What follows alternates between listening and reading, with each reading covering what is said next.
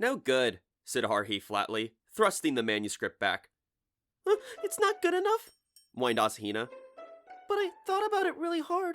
Yeah, no way, not even close. It's got no punch. Haruhi leaned back in her chair at a brigade chief's desk and grabbed the red pen she stuck behind her ear. Just for starters, this introduction is a cliche. Once upon a time. It's got no freshness to it. It needs a twist. The intro has to be super catchy, got it? First impressions are critical. But, said Asahina tremulously. That's how fairy tales are supposed to start. That thinking is obsolete. Haruhi's rejection was haughty and total. You need to transform your approach. If you think you might heard something before, then do the opposite. That's the way to bring something new to life.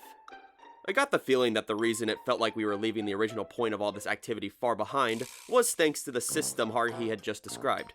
It certainly wasn't like the threatening feint of a pitcher who's trying to hold a fast runner at first base, but just doing the opposite wasn't going to work either. Anyway, this is no good.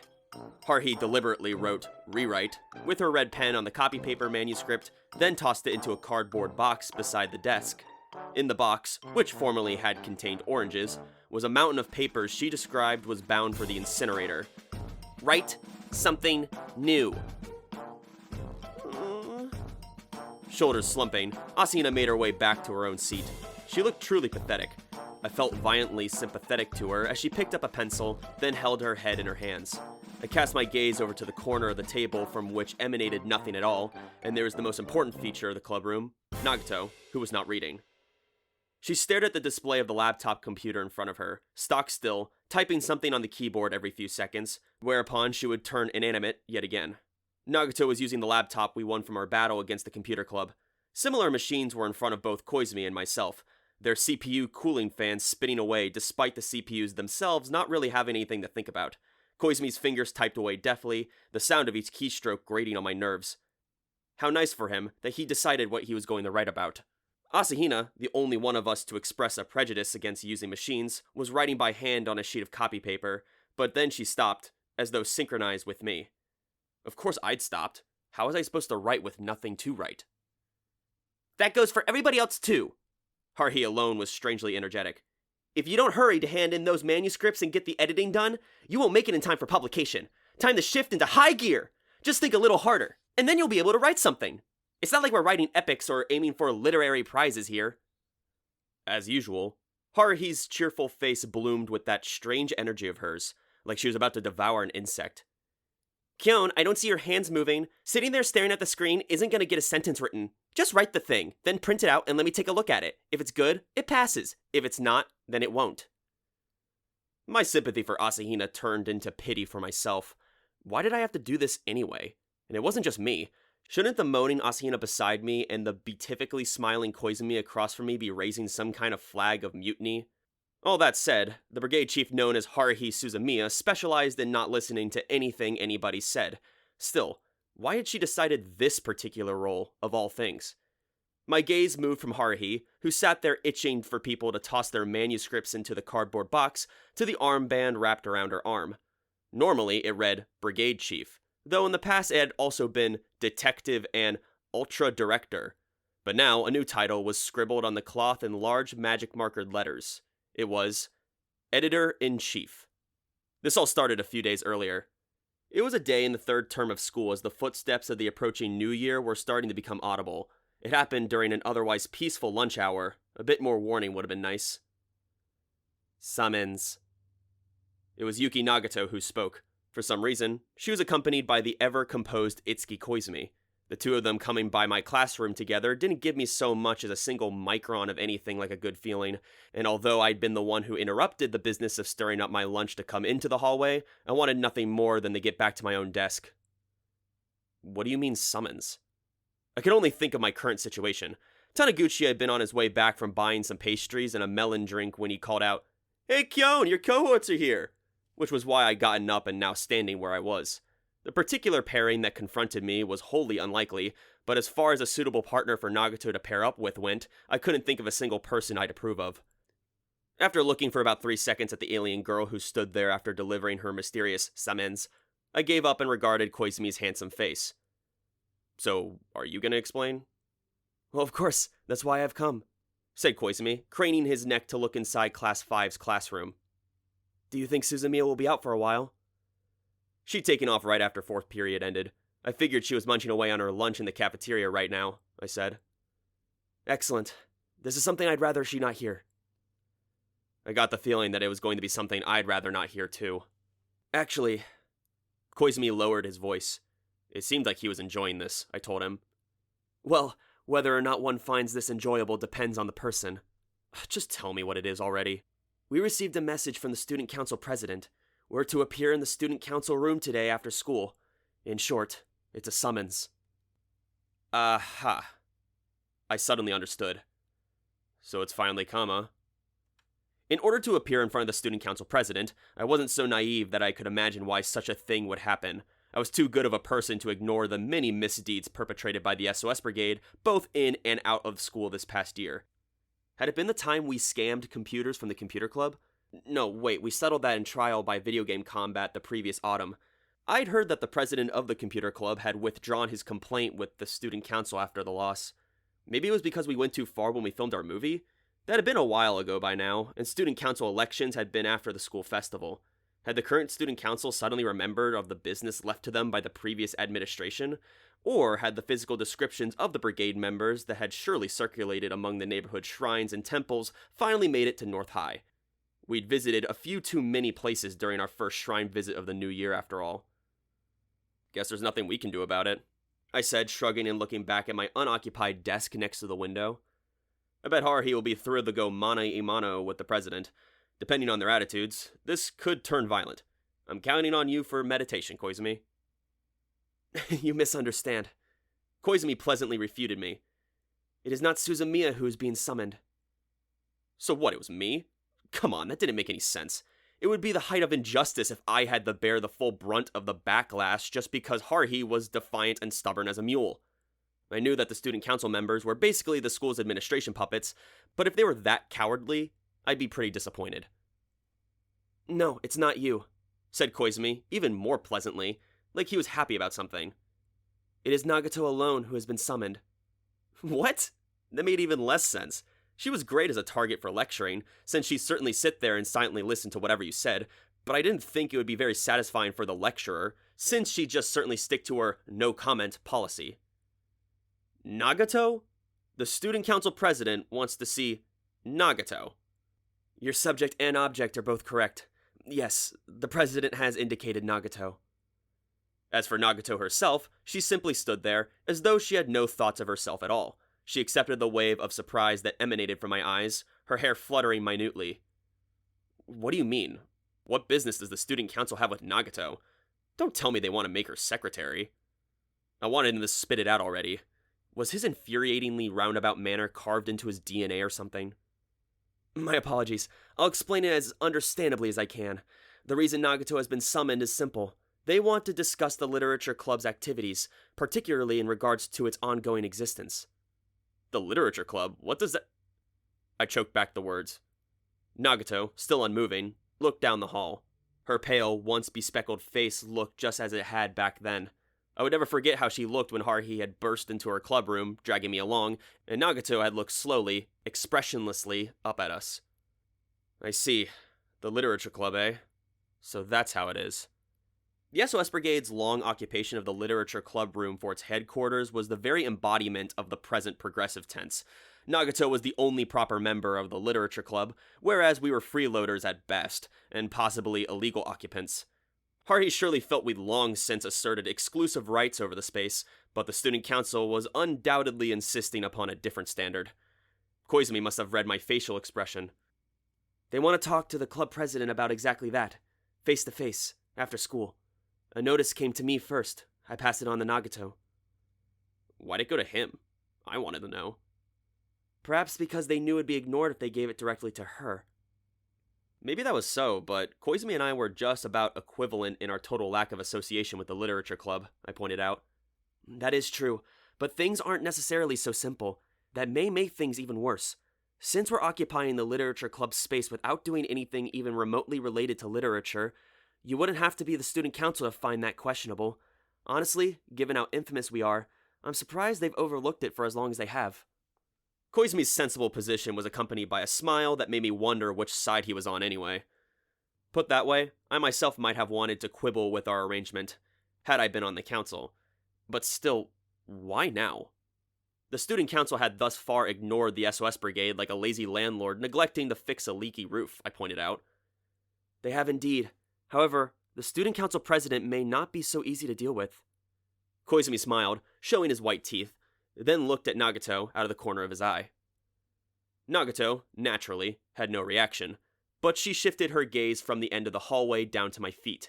It sorta seemed like she was apologizing for causing the trouble. I, of course, did not feel like she was causing the trouble at all, obviously. I knew only a single entity who inconvenienced the very air she moved through. The inconvenienced name was... I exhaled and spoke the name. It's Haruhi's fault. Like always. It had been, ever since she announced that the space would henceforth be her club room.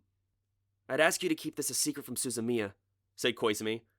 I fear she would only complicate things, so after school please make your way to the student council room without her seeing you. Yeah, sure, I started to say, then dropped short at a strange detail. Wait just a minute, why am I going? I'm not the kind of Johnny-come-lately who wanders into a situation uninvited. Of course, if Nagato asked me to go, I'd accompany her without a second thought. But Koizumi had no business asking me. Plus, if Nagato went alone, she'd be that much more likely just to scare the crap out of them, I figured. The council is well informed. That's why I was appointed as messenger. I would be quite happy to act entirely as Nagato's representative, but should things go poorly, there could be a problem later, and being her agent is not part of my job description. I suppose I could put it simply by saying, you are Suzumiya's representative. Why not just send Haruhi herself? Are you being serious? Koizumi exaggeratedly widened his eyes. I answered his clumsy acting with a snort. If he wanted to know whether I understood the situation or not, yeah, I understood it. If we tossed a bomb like Haruhi out in front of the student council, we'd be lucky if all we got was an explosion. Given the concern she'd showed for Nagato during the winter trip, if she found out Nagato had been called before the council, we'd only get as far as Nagato's gotten a message from the student council before Haruhi would leap straight into breaking down the council room's door, or she might cut right to the chase and assault the staff room or the principal's office, which might make her feel better, but I'd be the one to suffer afterward. Unlike Koizumi, I had no desire to transfer schools without any good reason. Well then, I'll leave the matter in your hands. Koizumi smiled as though he had known from the start what my answer would be. I'll inform the student council president. We'll meet in the council room after school. Koizumi's stride was light and long-legged as he walked away from classroom 5. When Haruhi wasn't around, he really did have quite an attitude. I watched Nagato follow behind him, feeling somehow like the end of our first year was really upon us. At any rate, maybe Koizumi and Nagato were perfectly comfortable being the faces of the SOS brigade. We were all cooperating, but the number of secrets we were keeping from Haruhi was increasing by the month. Maybe I was being pointlessly sentimental. Thanks to my sentimentality, I didn't get to ask Koizumi why he was going about normally as the student council's carrier pigeon. Incidentally, the ever-perceptive Haruhi immediately picked up on my suspicious behavior, though she didn't realize it, during the break following 5th period. A sharp object poked me in the back, and I turned around. What's got you so restless? Haruhi demanded, twirling a mechanical pencil in her fingertips. It's like someone called you out or something. I'd prepared an 100% unfalsifiable contingency plan for just such an occasion. Yeah, Okabe wanted me to see him. He went out of his way to call me over during the lunch break. I answered casually. I guess there's some kind of problem with my grades. Depending on the final exam results, they might even be notifying my parents. He said that I have to change my ways now if I wanted to go to college. Of course, it didn't make any sense to change my ways, given that nothing needed changing. Not that I would have been able to anyway, but what I was saying wasn't complete nonsense. For one thing, Taniguchi's gotten a similar earful, though not in many words, and the conclusion I'd drawn after comparing notes with him was that our homeroom teacher was proportionately compassionate enough to be worried about his students' educational futures. Of course, since I was pretty close to Taniguchi's level myself, we each had a sense that if one of us was slacking off, the other could afford to do so as well, which tended to dilute the feeling of tension. It was enough to make me think that Kunikita, who was careful to get decent grades, was the weird one. Huh. Haruhi held her chin in her hands, elbows resting on her desk. Were your grades that bad? I thought you were getting more serious about listening in class than I was, she said, gazing out the window. The speed of the passing clouds told of the wind's strength. I would have appreciated not being lumped in with her brain.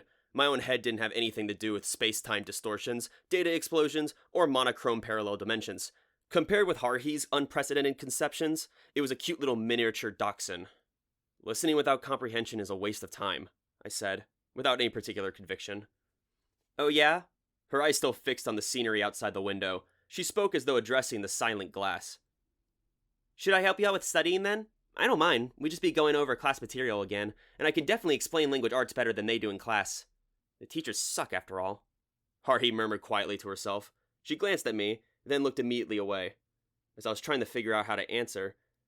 I mean, Mikuru's freaking out too, right? The school's just a prefectural public school, but this time of year, they get all weird and start acting like a prep school. It's really hard on the juniors. They got all those special classes and mock exams and everything, and it turns their class trip into a total mess. If that's what they're gonna do, they should move that class trip to freshman year, and the school festival should be in the spring, not fall. Am I right? Despite her rapid-fire delivery, her eyes remained fixed on the drifting clouds. As she seemed to be waiting for a reply, I gave her one. Yeah, I guess. I agreed, looking at the clouds myself. I just want to make it through the school year. Then, on the chance I got held back a year, I played up to Haruhi's ego and added, Heya, Suzumiya-senpai. Kyon, you dork. Go buy me some rolls. I'll pay you later. I resented the prospect of such mundane conversations making their way into the club room. There wasn't anything wrong with getting Haruhi to make a test prep guide in order to avoid that, right? Wait, it'd be good to have Nagato on the production staff too. I bet we could sell them for 500 yen a pop, make a little money on the side. I figured I could cut Taniguchi a break and give him a bad influence discount of 30% or something. No way, said Haruhi, immediately nixing the profitable-sounding idea. That wouldn't really help your academic ability at all. It would just be a temporary fix. If a slight different question showed up on the test, you'd have no idea what to do. If you don't build up your knowledge properly, you'll fall for all their sneaky tricks. But don't worry, if you just apply yourself, I can get you to Kunikita's level in 6 months. Easy. I really didn't want her to get too enthusiastic about it. Despite my efforts not to, I found myself imagining the scene, sweating nervously as Haruhi thwacked me on the head with a yellow megaphone, happily yelling at me, No! Why can't you understand something? What are you, an idiot? I'll just ask you about the places I don't know, I said, and all you have to do is explain those. I'll handle the rest myself somehow. If you handle it yourself, why haven't you done that already? She certainly knew how to figure out the most annoying thing to say. She was dead right, I told her. Why are you being so stubborn? Haruhi faced me, her lips tight with frustration, then leaned suddenly forward. I won't allow that kind of scandal that would come from a member of the SOS Brigade failing out of school. That'd give the student council all the ammunition they need to come down on us. I need you to be just a tiny bit motivated so they don't get that opening. Got it? Haruhi's words were delivered with her brow furrowed in irritation, her mouth curving into a keen smile, glaring at me until my face showed acceptance of her demands. Classes were over for the day. I took my leave from Haruhi by pretending that I was heading for the staff room, then proceeded to the student council room. It was right next door to the staff room, so there was no need to take a detour, and soon I had arrived at my destination. Truth be told, now that I was here, I was feeling pretty nervous. I didn't remember the student council president's face at all, even though I would have seen it during the council elections that came right after the school festival. I remember hearing the candidates' speeches in the auditorium, but as a completely unaffiliated voter, I just picked the most mundane-sounding name on the ballot and immediately forgot about it. What kind of person had it been? Whoever had it been must have been at least a junior, since to be called president, I figured you have to be an upperclassman of some kind. And surely it had to be someone with more dignity than the computer club president. As I stood there hesitating in front of the door. Hey, Kyon, what you doing? A familiar long-haired figure popped out from the staff room. It was Asahina's classmate and an honorary advisor to the SOS Brigade, a junior girl who I knew by now was no ordinary individual. No matter who you were, you have to tip your hat to her. Sup? I said. Sup? She replied to my jockish greeting. Surya raised both hands and smiled brilliantly, then looked at the front door at which I stood. What's this? Got business with the student council? I was here to find out exactly what that business was, I explained. I'd never had business with them myself. What? Surya strode toward me vigorously. It was hard to say whether she or Haruhi was better at that, and despite my flinching away, put her mouth in close proximity to my ear. Are you, by some chance, a student council spy? She asked in a quiet, by Surya standards, voice.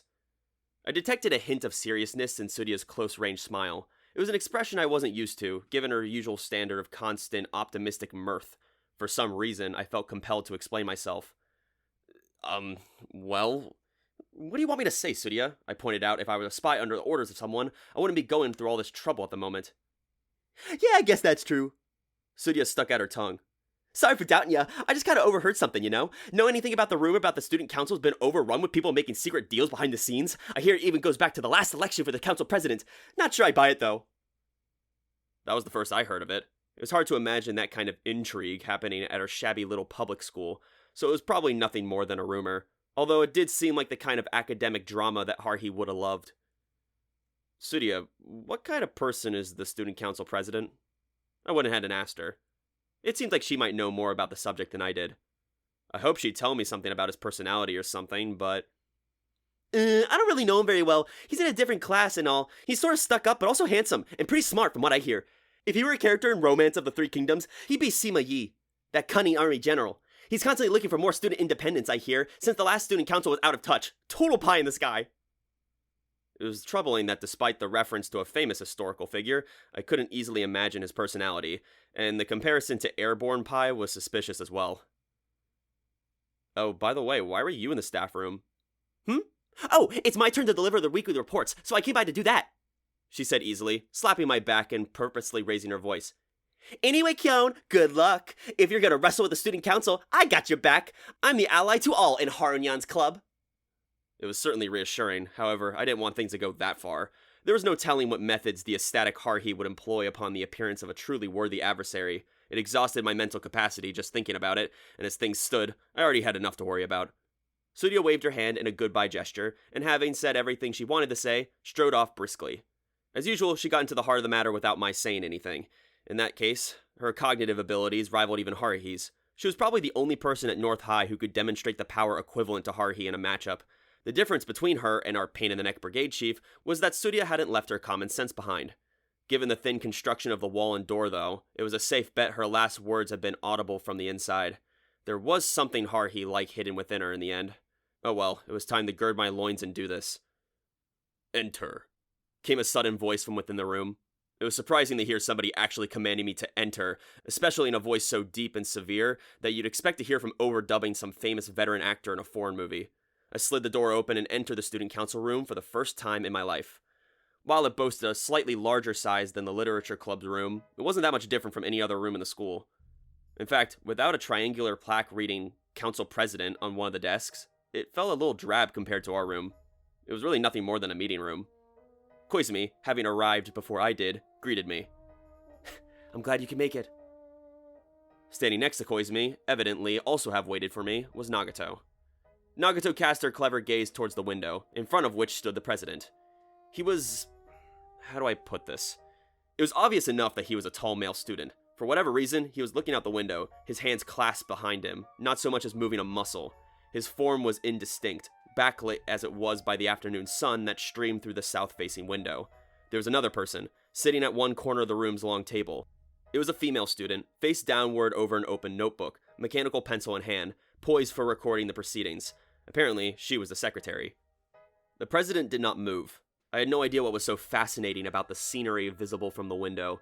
All you could see from there were the tennis courts and the totally abandoned swimming pool, but the meaningful silence dragged on. Mr. President, Koizumi finally said after an appropriate interval, all the individuals you asked for have arrived.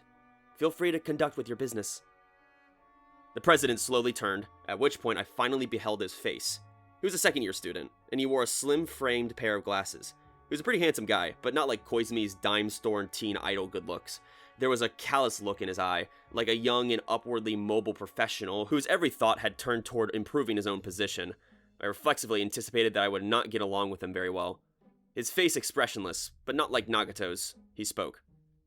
I believe you have already heard this, Koizumi, but I'll state it again. The reason all of you are here is quite simple. The student council is giving the literature club its final notice. Final notice? Have we ever been given a notice at all? If we had, I couldn't imagine Nagato had meekly complied with their summons, which at which point allowed us to continue using the club room as our base of operations. Unconcerned with Nagato's lack of response, the president coldly continued. Currently, you are the literature club in name only. Is this correct? I guess holding up in a club room and reading books wasn't good enough. Nagato said nothing. You are no longer a functioning student organization. Nagato silently regarded the president. I'll be clear. The findings in our inquiry are this. We, as the student council, do not currently see any purpose in the existence of the literature club. Nagato is very still. Thus, I am informing you of the immediate and indefinite suspension of the literature club. You will promptly vacate your club room. Nagato remained silent, as though she didn't care any one way or the other, but I knew better. Miss Nagato, was it? The president calmly returned Nagato's tangible gaze. These are non-club members in your room, and you've allowed them to stay there, and I wonder what you've done with the budget provided to the literature club this year. Would you suggest that your film counts as a literary activity? According to my investigation, that film was produced by and credited to the SOS Brigade, an unauthorized organization, and the literature club's name appears nowhere on it, and the film itself was made without the permission of the school festival's organization committee. It was painful to hear. Perhaps because Koizumi and Nagato had never had any intention of stopping Haruhi, the responsibility of restraining her tyranny fell solely on me. And there was Asahina to think about as well, forced to play the powerless heroine. Nagato's profile did not suggest any assertiveness on her part, though that was just an amateur's observation. Perhaps taking her silence as defeat, the president maintained his pompous demeanor. The literature club's activities will be temporarily suspended, and you will remain prohibited from entering the club room until such time as new members can be recruited next year. Are there any complaints? Feel free to voice them. We will listen, if nothing else. Nagato didn't move a muscle, but Haruhi, Asahina, or Koizumi would have understood what was going on, and if that crowd could understand, then it would be obvious to me. That much I could gather. Nagato, sunken into silence. Nagato, quietly furious. No objections then? The president curled the corner of his lips unpleasantly. The literature club has only one member. You, Miss Nagato. You are effectively the club president. If you'll consent, in order to preserve the club room, we can immediately begin the removal of all foreign objects from it. Such objects will either be disposed of or stored by us. Any personal items must be immediately removed. Now wait just a second. I interrupted the president's monologue before Nagato's silent rage reached critical levels. You can't just suddenly say stuff like that. It's not fair to ignore us for so long and then drop this on us out of nowhere. Oh, is that so? The president regarded me with a cold glare, snickering. I've had a look at this student organization establishment form you've submitted. It's like a bad joke. If we approved every organization whose goals were so absurd, there'd be no end to it. The sneering, haughty upperclassman pushed his glasses up in an exaggeratedly dramatic fashion. You should learn better rhetoric. In fact, you should probably devote yourself more to academics in general. I can't imagine your grades are so good that you can afford to be wasting so much time after school, playing around with this ridiculous club. So that was it. The president's real goal all along had been to destroy the SOS Brigade. All this nonsense about the literature club was just a pretense. At least Ultra Director Haruhi had managed to come up with some kind of an excuse to put Nagato in her movie script. This guy wasn't even bothering. And don't tell me you'll just join the literature club, said the president, heading off an option that hadn't even occurred to me yet. Consider this. Even if you are all good functioning members of the literature club, you have not done a single thing that can be remotely recognized as literary activity. Just what have you been doing, I wonder? The president's glasses glittered pointlessly. What was that, some kind of special effect? And yet, we've been tolerant. The SOS Brigade, as you call it, was established without permission and has simply acted as it pleased, detonating fireworks on the school roof, threatening faculty, wandering around the campus in lascivious clothing, cooking stew in a building with no open flames policies. These would be unacceptable for any club. Just who do you think you are, exactly? I could see that everything he was saying was totally accurate. That was all on us. We should have at least asked about these things first. I seriously doubted we would just been given permission, but we sure weren't just going to roll over and do what they wanted now. This is a dirty pool, I said, inheriting Nagato's fury. If that's your problem, you should have come straight to Haruhi. What's the point of bringing in Nagato and threatening to dissolve the Lit Club? The president had anticipated this tack. It should be obvious, isn't it? He was totally unperturbed, folding his arms and speaking as though he were an elite executive who just finished reading a proposal written by an inept subordinate. The SOS Brigade does not exist as a student organization. Am I mistaken? Had it really come to this? No matter how hard the student council or its president tried, they could not dissolve the SOS Brigade, because, administratively speaking, no such club existed in the school. Trying to make something that didn't exist disappear was like multiplying by 0. The answer will always be 0. Even if it didn't go badly and wind up being analogous to multiplying a negative by a negative, you never knew what was going to happen if you poked Haruhi Suzumiya wrong. She might go flying off in any direction. Her behavior was totally unpredictable, like a hooked ball heading for a 7-10 split that jumps into different lanes for a 10-pin strike. If you tried to throw a straight-on fastball to a girl like that, she just smashed the line drive foul into your dugout. Basically, it was pointless. Or so the student council must have concluded when they decided to lay their indirect siege. Which they did by attacking the 3rd floor club room of the Literature Club, which the SOS Brigade was illegally occupying. If the Literature Club could be summoned and brought to task, then the SOS Brigade's residence would automatically disappear. The only reason we were allowed to use the club room was because the sole Literature Club member said, "It's fine," and Nagato was probably the only person who would have said so when asked if her club room could be borrowed. If the Literature Club was dissolved, Nagato would cease to be a member, and her days of quietly reading in the room would be over, and the 5 of us would no longer have anywhere else to go after school. It was a magnificent tactic. I was kind of impressed. The worst part was, no matter what we did, Nagato became both victim and co-conspirator.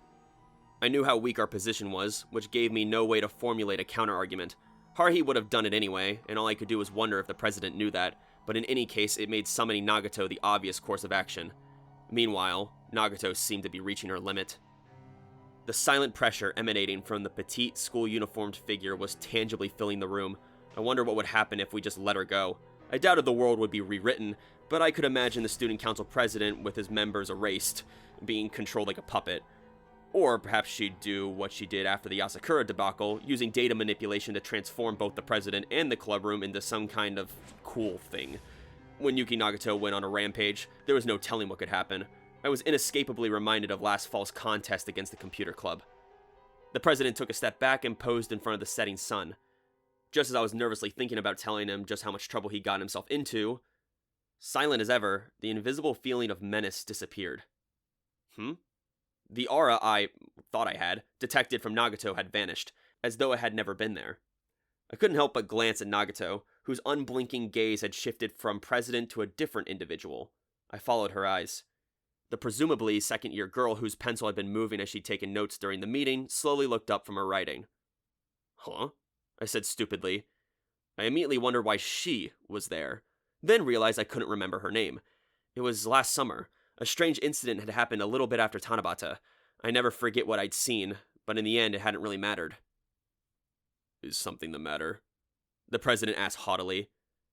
"Oh, I haven't introduced you. This is the student council's top officer, and she's taking notes for me today." The girl's hair shifted slightly as she bowed. "Miss Emiri Kimidori." The massive cave cricket came thundering back into my mind. Kimidori? This girl who'd gotten involved in a truly ridiculous chain of events that had started with the SOS Brigade website, then moved into investigating the disappearance of the computer club president, and finally ended up in a different dimension, was now seated in the corner of a student council room, looking at us as though she didn't recognize us at all. Kimidori smiled pleasantly, shifting her gaze from me to Nagato. I got the feeling that her eyes narrowed just a bit, and that she and Nagato had exchanged some kind of sign. I even thought I noticed Nagato give a tiny, reluctant nod. What was this? Had some kind of telepathic signal passed between the two of them? The more I thought about it, the stranger that incident seemed. Kimidori had claimed to be the computer club's president's girlfriend, but then the president himself told us that he didn't even have a girlfriend, much less talk to anyone. So the question of what reasoning had led to Kimidori to turn to the SOS Brigade for counseling, I just assumed it had been Nagato's doing. But now bumping into her again and seeing her exchange looks with Nagato, I couldn't imagine it was a coincidence. I was as terrified as a young Slavic soldier hearing the sounds of the squadron of Luftwaffe dive bombers. From behind me echoed a silent voice, like a balloon bursting. My heart attempted to leap free of the confines of my ribcage and leave me behind. "Hey!" There was no mistaking the 100-decibel voice that sounded its war cry through the now open door of the student council room. The voice continued its eardrum-rattling volume. What does this pathetic excuse for a student council think it's doing? Locking up my 3 faithful servants in a room like this? I figured you'd get around to do something sooner or later, but if it was going to be this interesting, you should have just come straight to me. And what's this? Don't tell me you're giving Yuki a hard time. Kill would be one thing, but there's no way you're getting away with hurting Yuki. I'll beat the stuffing out of you and toss you right out the window. Yes, indeed. There was but one individual who could come breaking in there like a mother cat whose kittens had been threatened. I didn't have to turn around to know who it was, but I wanted to see the look on her face. Yep, it was her. Looking even livelier than usual, elation practically radiating off her having found something so interesting. You can't keep me out of this, you know. I'm the supreme leader of the SOS Brigade, Haruhi boasted. A moment later, her eyes alighted upon the level's final boss. Her pupils, shining with the force of a whole galactic cluster, took in the shape of a lanky, bespectacled boy. So, you're the student council president? Very well, I accept your challenge. It's president versus brigade chief, so the fight money's even. No objections, right? Then she turned to me, as though to take me to task for harboring such pointless questions as to how she even found out we were here. And you, Kyon, don't tell me you're just gonna shut up and let this happen. Don't hold back just because it's the student council president. If we all jump him at once, then tie him up, the rest will be cake. I'll put him in a joint lock, so just get some rope ready. Her eyes blazed, brimming with lava that threatened to form a caldera right on the spot. In contrast to that, like a frontline commander, Nagato was silently ignoring the sudden and unasked-for reinforcements, still not moving as she observed Kimidori with her dormant volcano eyes. Instead of jumping the student council president or scampering off with some rope, I simply watched the expression of the person who was facing the brunt of this intruder's threat. It was strange. The president's brow creased as he directed an accusatory glance at the person standing next to me, Koizumi.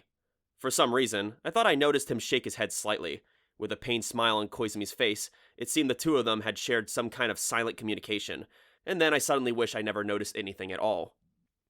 What are you trying to pull, anyway? If you're gonna call out somebody, call me. Trying to cut the brigade chief out of all of this, are you? Some student council you are. Suzumiya, please calm down. Koizumi casually put his hand on Haruhi's shoulder. Let us at least hear the council out. We're still in the middle of the conversation. He, suspiciously, made eye contact with me. Was I supposed to know what the hell to do?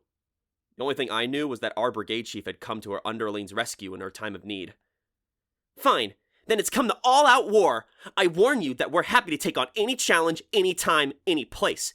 Every single member of the SOS Brigade is a valiant warrior who knows neither fear nor mercy, and you shall receive none until you either weep or kneel. I got the feeling that the situation was only going to escalate, and it was already bad enough, with Tsuruya offering her support in advance, Nagato right on the verge of exploding, and the unexpected and sudden return of Kimidori. Plus, Koizumi and the student council president were part of the picture too, somehow. Kyon, what are you doing? We're up against the student council president. It's the most obvious enemy we've ever had. If we're not doing battle here, where would we fight? At least give him a harsher look. Student council versus SOS brigade, huh? Someone, somewhere, had triggered the switch for this event, a switch I wish they'd ignored. I really hope it hadn't been me. I wondered what was going to happen next as I regarded Haruhi, who was infuriated but also somehow delighted. Whatever it was, the certainty that wouldn't be good news swirled within my chest. Oh, brother, I muttered under my breath. I'd like to think it was an understandable reaction. And in fact, the situation turned into the exact opposite of good news. Haruhi underwent a class switch from brigade chief to editor-in-chief, ordering us brigade members to become authors and write pseudo-novels, a task so random and unprecedented, it was like a Stinger anti-aircraft missile trying to target a Jupiter Ghost Gundam. Come on, Mr. Evil Student Council President, are you up for a no-holds-bar, no-referee, no-rule winner-takes-it-all fight? She shouted in a high-handed voice, her finger pointed accusatorily at the president, whose back was at the window. The president didn't even try to hide his irritated expression. Miss Suzumiya, I don't know what sort of techniques you're accustomed to and using in your fights, but I am not in the habit of walking into a ring my enemies prepared for me. The rules you've proposed are the epitome of barbarianism. It is unbecoming. Know this. The student council cannot allow fights on the school grounds, no matter the reason. So what challenge would you have us face? Mahjong? You could even bring a pinch hitter if you want. I don't care. Or maybe you'd prefer a computer game? I've got just the game. There will be no mahjong and no video games. The president deliberately removed his glasses, polishing them with a handkerchief before putting them back on. There will be no challenges at all. I have no time to play along with your games. Haruhi began to boldly stride forth when I held her back with a hand on her shoulder. Hold on, Haruhi. Who told you we were in here? I asked. Haruhi glared at me belligerently. I heard from Mikiru. She said she heard it from Tsuruya. As soon as I heard that the student council president had called you guys in, I came right over. Yuki and Koizumi were missing from the clubroom too, after all. I knew right away that the student council was finally making its move. I knew they'd lose if they went up against me, so they attacked our weak spot. Just the kind of cheap move I'd expect from a petty villain. The president didn't move, even when called a petty villain. The second-year student seemed more bored than anything else, as he looked at Haruhi, then finally voiced another complaint to Koizumi. Mr. Koizumi, perhaps you should explain why it was I summoned Miss Nagato? Yes, Mr. President, said Koizumi calmly, his smile chagrined. He did so love explaining things. I don't need any explanations, said Haruhi, cutting him right off. You're just trumping up charges to destroy the literature club, since if Yuki's not a club member anymore, then we won't be able to use the room. You probably figured since she's such a nice, quiet girl, you'd be able to talk circles around her, but I won't have it. If you got a problem with the SOS Brigade, don't bother with this sneaky shit. Say it to my face. As she went on, Haruhi's own words incited her to greater enthusiasm. She went into a kicking stance, as though she were preparing to throw down, and you had to hand it to her. Her intuition was excellent. Just as I was thinking that Koizumi would be disappointed at not getting to explain anything.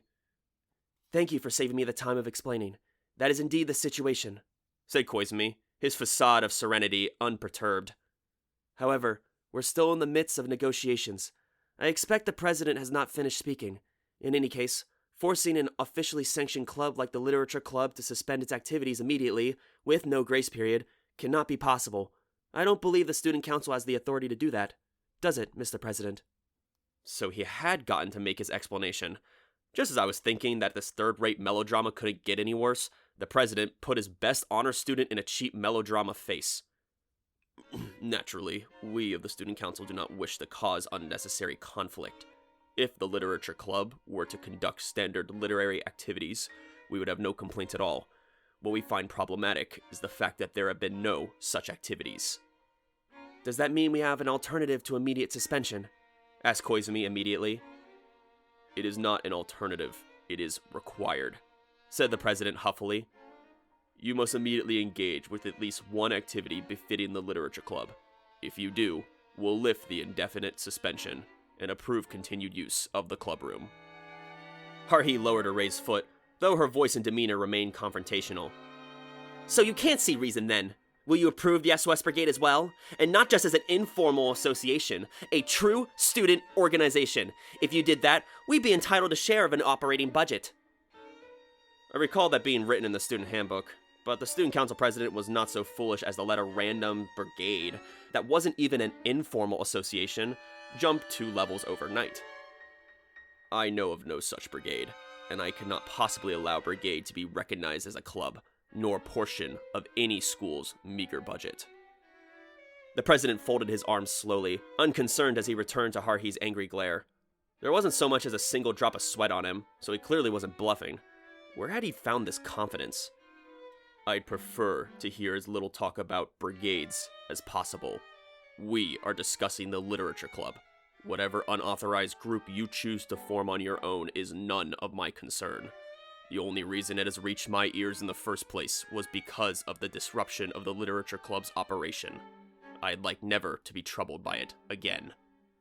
He should have just left us alone then, given that no matter how sneaky and circumspect his methods, it would be only a matter of time before Haruhi came banging into the student council room.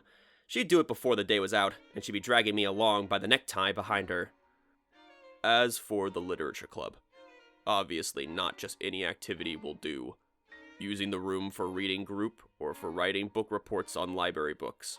Such things belong in elementary school. I will not approve them. So what are you telling us to do? Haruhi cocked her head slightly, her eyes still blazing. Kyon, what does a Literature Club even do besides reading? Do you know? Beats me, was my honest answer. She better off asking Nagato. There is one requirement, said the president, ignoring our conversation. Creating a publication. Past generations of the Literature Club have all managed to create at least one publication a year, even during times of low membership. We have records. It is the most visible activity you can do. The literature club is, quite literally, about the art of literature. Simple reading is not enough. Which meant that all this time, Nagato hadn't been acting like a proper club member. Our little Nagato had only ever read books. I couldn't help but shake my head. I didn't want to think about her troubled, bespectacled face as she sat in front of an obsolete PC. Seeing it in my dreams was enough. Any objections? The president seemed to have misread my expression. In any case, he looked like he had objections aplenty. Bear in mind that this is the most minimal possible concession. By all rights, we should have given you notice at the school festival. I'd like you to feel a bit of gratitude at my having waited this long. Of course, anyone else would have left you alone indefinitely. Nagato aside, I wish he would have left Haruhi out of it, I told him. That would not have done. I won election to the student council on my promises for school reform. As you know, the previous council was a council in name only, and there was little allowance made for student independence. It simply followed the plans handed down by the school administration. It was an insubstantial organization that did only as it was told. The president casually tossed off his heated rhetoric. I aim to free the council from that position. If the students wished it, the cafeteria menu should be expanded and enriched, the most trivial matters remaining up for discussion. I plan to negotiate with the school to make that a reality. I was grateful for his work on the student body's behalf, but if that were true, why wouldn't he hear a single student's desire to have brigade added to the official organization list, along with association and club? I asked him. My slogan is serious reform. If I were to publicly acknowledge such a frivolous organization, it would destroy my reputation. I cannot allow it, said the president, refusing my request. Your deadline is in 1 week. 1 week from today, you must present 200 copies of the Literature Club newsletter. If you do not, the club will be suspended and the room vacated. I will hear no objections on this matter. A newsletter? I wonder if that was anything like an anthology. Fine, Haruhi agreed. It wasn't her line, though. Nagato should have been the one to say so. Nagato, of course, was silent, and she seemed unlikely to say anything, so I supposed it was all right for Haruhi to speak in her place, but something about the particular nature of Nagato's silence at that moment made me think it was different from her usual taciturnity. All the while, Nagato faced Kimidori, neither of them looking away from each other. Nagato was expressionless, while Kimidori had a thin smile. I wasn't sure why, but maybe it was fortunate that Haruhi didn't seem to notice Kimidori, the SOS Brigade's very first client. Apparently, Haruhi was so busy glaring at the president to pay any attention to the secretary. Or maybe she didn't remember the face. She hadn't seen the cave cricket, after all. A newsletter, huh? Said Haruhi with an expression like a mathematician who had just proven a theorem. Is that like a zine? With stories and essays, columns, poems, stuff like that, right? The contents are not of my concern, said the president. You are free to write whatever you wish. However, there is another condition. The completed newsletter will be set out on a table in the main hallway, and that is all. You may not hand it out or solicit readers. Bunny girls are out. If you cannot give away all 200 from that table within 3 days, there will be a penalty. What kind of penalty? Said Haruhi, her eyes shining. She did love her punishment games. We will let you know when that time comes, said the president, annoyed. But be prepared. There are a number of ways to use volunteer work. I will say it again. This is a concession. The president seemed to be worried about unilaterally bringing about the tragic end of a clan. You didn't have to know the history of the Akko domain to guess that much, especially not when your opponent was Haruhi. And I doubted Haruhi would be satisfied with just the head of the president. If things went badly, the school itself would have to be scattered to the wind. I will leave it for future generations to decide whether the student council truly gave in or not, but in any case, this club newsletter business was certainly their way of evading the issue. And while Koizumi might have worked for the agency, he was no literary agent, which meant the literature club would have to step up. And as an activity of the literature club, the newsletter had to be literary merit of some kind. But what did that even mean? Who was going to write it? And what would he or she write? And why was Haruhi looking so bizarrely delighted? Well, this is interesting. She grinned like a child who had discovered a new game. Call it a bulletin, newsletter, or zine. Say if you gotta make it, we're gonna make it. This is for Yuki, after all. We can't have the lit club disappearing. That club room is mine, and I hate it when people take my stuff. Haruhi's hand reached in the nape of Nagato's neck, not mine, for once. Well, since it's decided, we gotta have a meeting. Yuki, we'll put your name in the masthead as publisher. I'll do everything else, of course, so don't worry about that. First, we gotta go learn how to make a newsletter. Haruhi grabbed the back of Nagato's collar. Nagato was pulled wordlessly along, and easily too, as though she were a balloon. Haruhi opened the door with a clunk, then dashed out through, like a bullet from a rifle. I looked over my shoulder and saw Nagato's feet disappear through the doorway, and then she was gone, dragged out by Haruhi, who barged into the room like a strong wind, but left like a typhoon gaining strength. Such an obnoxious girl, observed the president accurately, shaking his head, then looking down at the table beside him. Miss Kimidori, we're finished here. You may leave. Yes, Mr. President. Kimidori nodded politely, closing her notebook and standing. She put the notebook back on the shelf, nodding briefly at the president before walking out of the room. She gave me a brief bow as she passed by, walking through the door that Haruhi had opened without meeting my eyes. Her hair fluttered a bit as she went, a pleasant scent wafting behind her. I found myself a bit dizzy. As I was pondering the nature of Nagato's and Kimidori's relationship, the president snorted and spoke. Koizumi, close the door. His tone was very different from a moment ago, and I turned my gaze back toward him. The president watched Koizumi close and lock the door, then roughly sat down on a nearby folding chair and put his feet up on the desk. Wait, what the hell? But it was too early for me to be surprised, because the president then furrowed his brow as he rummaged in his uniform's pocket for something. By the time I realized that he produced a lighter and a cigarette, he already had the cigarette between his lips. A curl of smoke began to rise from it. It certainly didn't seem like the kind of thing a student council president should be doing. Just as I was beginning to feel like I discovered a firefighter committing arson. That'll about do it, right, Koizumi? Said the president, cigarette in mouth as he removed his glasses, then put them in his pocket and took out a portable ashtray. The plan changed a little, but I pretty much did what you wanted. But damn, keeping up the stupid act with a pain in the ass. You gotta put yourself in my place. Talking in that serious frickin' voice all the time really takes it out of me.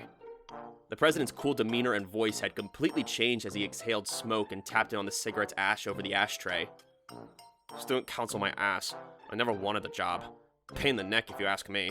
And then I gotta deal with that flighty broad. Ridiculous damn work. In only a moment, the president had turned sulky and peevish.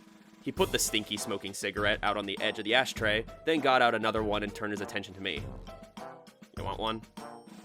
I'll pass. I shook my head, then looked over at the serenely smiling Koizumi standing next to me. So the president is one of your guys? I sort of figured as much. They exchanged suspicious eye contact. Plus, if you really wanted to contact the literature club, you'd skip Koizumi and just go straight for Nagato. I didn't even have to think about it that hard. There was just no reason for the student council to go to the trouble of calling me in either. Koizumi returned my look, making a show of smiling as he answered. I suppose you could say that, but he's not an associate in the same way that Mr. Arakawa or Miss Mori are. He is not directly connected to the agency. Koizumi glanced at the president, the smoke from his second cigarette now rising to the ceiling. He is our confederate within the school, cooperating with us in exchange for certain considerations. If Mori, Arakawa, and I are the inner circle, you could consider him the outer circle. I didn't care who was in what circle. How did a guy like this get to be student council president? I wanted to know. You could say it was the result of an extreme effort on my part, considering his lack of motivation.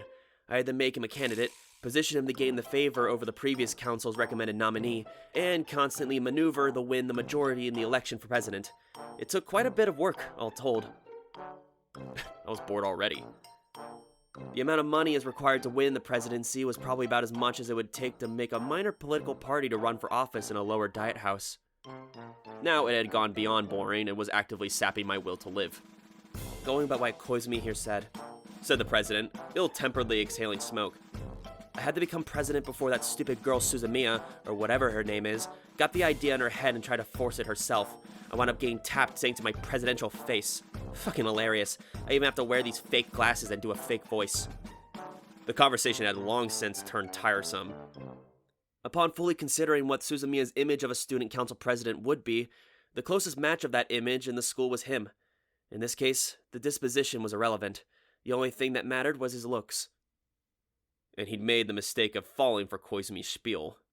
He was tall, handsome, and bespectacled, a pointlessly haughty upperclassman. His role was to play a Haruhi-esque villain who would abuse student council power to deal with a small-time humanities club. He was every inch the quick and easy villain that Haruhi would want him to be. But the fact that Koizumi had needed to go to such lengths in order to create the antagonist that was Haruhi's fondest wish meant that she truly wasn't omnipotent. If she was indeed all-knowing and all-powerful, it would have been the simplest thing in the world, wouldn't it? I asked Koizumi whether all his effort didn't mean exactly that. But the result of our labor was the creation of exactly the student council president that Haruhi wanted, which means that her wish did in fact become reality, does it not? Practically speaking, it does. He was talking circles around me again. Only Tsuruya was better at it than he was. The president crushed out his cigarette. Anyway, Koizumi, next year you be the president. If that's what you want to avoid Suzumiya running for the job, then do it yourself. I wonder about that. I'm fairly busy myself, and lately I feel as though Suzumiya wouldn't make such a bad president herself. The hell she wouldn't. If Haruhi was set to conquer the school, there'd be no telling what could happen. I had a feeling that it would wind up being a huge pain for the rest of the brigade too. She might decide to give the entire student body the SOS brigade treatment. Knowing her, she'd probably decide that, since she was president, the rest of the students were now her subordinates. The whole school would turn into an alternate dimension. Still, so as long as the election was carried out correctly, I couldn't imagine that Haruhi would actually win. I still believed in the average North High student's sense of common decency. So as long as Koizumi didn't pull some kind of stunt, no election could possibly result in Haruhi winning high office. I sighed. So basically, Koizumi, there's another one of your games. This is what you're telling me. You've just invented this student council plotting to destroy the literature club scenario to give Haruhi something to do. It was no more than a seed, though. Koizumi exhaled a sigh into drifting smoke. There are a number of outcomes who are now possible. All will be well if we finish our publication by the deadline, but if we cannot finish, or if we fail to meet the requirements... He shrugged lightly. If that time comes, we'll just think of a different game to play. I'll be counting on your brain for that too. I was happy enough to participate as an observer, but I wasn't interested in trying to think of new challenges that I myself would have to face. What could I possibly have to gain from that? I wanted to know. As far as my being the student council president goes, said the punk prez, it definitely has its perks. First of all, it makes my school record look great. Of all the reasons Koizumi used to try to talk me into it, that was the biggest one. You said you'd get me through the college entrance exams, right? You better have not forgotten about that. Of course not, I remember. We're making the arrangements naturally.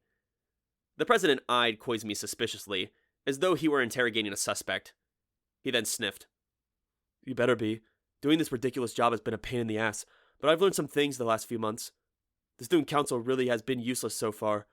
It might as well not exist, which means I can mess around with it as much as I want. The president then smiled for the very first time. There's a certain degree of malice in it, but it was more like a human expression than a calculated one. Uphold student independence. Really is the great slogan. Depending on the interpretation, it can literally mean anything. That budget is especially interesting, let me tell you. I'll bet there's some delicious details in there. Some president we had. He was definitely up to Haruhi's expectations of villainy. We'll permit a modest abuse of authority, said Koizumi, miffed. But please do not get carried away. There is a limit to how much support we can provide. Oh, I know. I won't pull anything that will get the teacher's attention. I'd lose my hold on my sympathies with the council. I've already swept away the remaining members of the student council. There's no one left to oppose me. I was starting to like this president guy. He was obviously up to no good, but for some reason he was strangely compelling. It was a little strange to be feeling as though following him would be alright, but... Suddenly, alarm bells went off and Tsuruya's face appeared in my mind. I remember what she told me when I encountered her in the hallway. Her keen, almost extrasensory perception had told her that the student council and its president had a hidden agenda. The student council spy. That wasn't me, Tsuruya. It was Koizumi. He was more than a spy, though. He was a puppet master. I didn't particularly care if the president used his powers to get his own advantage, but if Haruhi realized it, she might press for immediate recall and recommend Tsuruya as his replacement. I can imagine Tsuruya laughing heartily and charging straight in right along with her. Koizumi and I would automatically wind up being on Haruhi's side too, and the president would be overthrown. I wish you luck in your future secret maneuverings, Mr. President. Just keep him where we can't see him. He probably didn't need me to tell him that, though. And while his role was mainly bringing to the occasional conflict with Haruhi, I just wanted him to choose his battles carefully. I walked out of the student council room side by side with Koizumi, then remembered there was something I needed to ask him. So I understand the president is under your supervision, but what about the secretary? Is Kimidori one of your confederates too? She is not, said Koizumi, like it was nothing. Kimidori took the secretary post rather unexpectedly. The truth is that when I thought to check, she was already there, which is why I hadn't noticed until that point. Even though I feel that in the early days of the current student council administration, we'd appointed a different student to that position. But that's when I checked later. All records said that she was there from the start, even my memory. Nobody, not even the president, has any doubts about it. If it's a case of falsification, it's an extraordinary example of such. If it were so extraordinary, I asked, why didn't he sound a little bit more surprised? If I were surprised to such an extent, if anything more unexpected were to happen, I might very well go into cardiac arrest. Koizumi turned his head to regard the windows as we walked leisurely down the hall. Amiri Kimidori is one of Nagato's comrades. That much is unmistakable. I figured as much. Her coming up to us with the cave cricket trouble had been too perfect of a coincidence. If it had been just that, I might have believed that Nagato had set up the whole thing herself, but given the current situation, our previous encounter could hardly be an accident. What worried me was not knowing how closely Nagato and Kimidori were tied. There was the trouble with Ryoko Asakura, yes, but I don't think we need to worry so much about that count. It seems that Kimidori and Nagato are comparatively closely related. At the very least, they do not oppose each other. How did he know that? They didn't look like they got along very well, although they didn't look like they got along especially poorly either, I admitted. We in the agency would like to test our intelligence gathering capabilities. We contacted some, not many, but a few, TFEIs like Nagato, in an effort to convey our intentions. While they were by no means cooperative, we can make some deductions based on the fragmentary conversations. It seems that a different faction like the Data Overmind sent Kimidori other than the one Nagato is associated with, but we know that, unlike Ryoko Asakura, they are not hostile. I wasn't so sure what to think of the things I heard Koizumi saying so casually, but it wasn't anything new, so neither of us were particularly worried. Still, I'd known there were different kinds of aliens, but to think that Kimidori was one of them, given the way she calmed down the furious Nagato in the student council room, perhaps her faction was a peaceful one, I said. Quite possibly. We have concluded that there is no need to be excessively cautious of her movements. In my opinion, Kimidori's role is to observe Nagato. I don't know how long it's been the case, but that seems to be the job she's currently settled into. Koizumi's voice sounded like he was in the middle of climbing a mountain during a long hike, so I didn't press him on the matter. As far as Nagato went, I had a few memories of her myself, many of which I preferred not to share. Even if he was a member of the SOS Brigade, Koizumi wasn't someone I wanted to explain these things to over and over again. I played them back in my head as many times as I wanted to, though. I fell vaguely in the silence as we walked quickly to the club room, Koizumi likewise keeping his mouth shut. When you get a rapid input of strange information, it seems like the last things you hear are the most memorable, which is why I hadn't forgotten. I hadn't forgotten that Haruhi, having snatched Nagato and flown out of the student council room, was in there. I just kind of spaced out, thinking about everything. About the outlaw student council president, and about Kimidori. You're late, Kyon! You too, Koizumi! What were you doing? We're on a deadline here! If we don't hurry, we're gonna be in trouble! This wasn't the first time I'd seen her so happy. This is how Haruhi always looks when she gotten her eyes fixed on a goal. We've been going crazy searching for the old newsletters that the Literature Club put out. I asked Yuki where they were. She said she didn't know. Nagato's plopped down at her usual corner of the table, staring at the screen of the laptop the computer club had left us. Asina stood there, fidgeting uncomfortably in her maid outfit. Are we making a book? Do we have to? What am I gonna write? I hadn't forgot about this either. Haruhi had swallowed the president's story about the Literature Club's job of printing a whole newsletter. It was for Nagato's sake. Nagato was the sole member of the Literature Club, and in reality she had another face as a member of an unauthorized student organization that occupied the Literature Club's room. Said unauthorized organization's chief had agreed to create a publication, which by the principle of communicative responsibility now fell upon my head, and for a publication to exist in the first place, someone would have to write something, and that someone would have to be me and the other club members. Alright, pick one. 4 folded scraps of paper lay in the open palm of Haruhi's hand, the same kind of lots used to determine classroom seating assignments. Doubting what these scraps could possibly decide, I picked one up. Haruhi immediately grinned.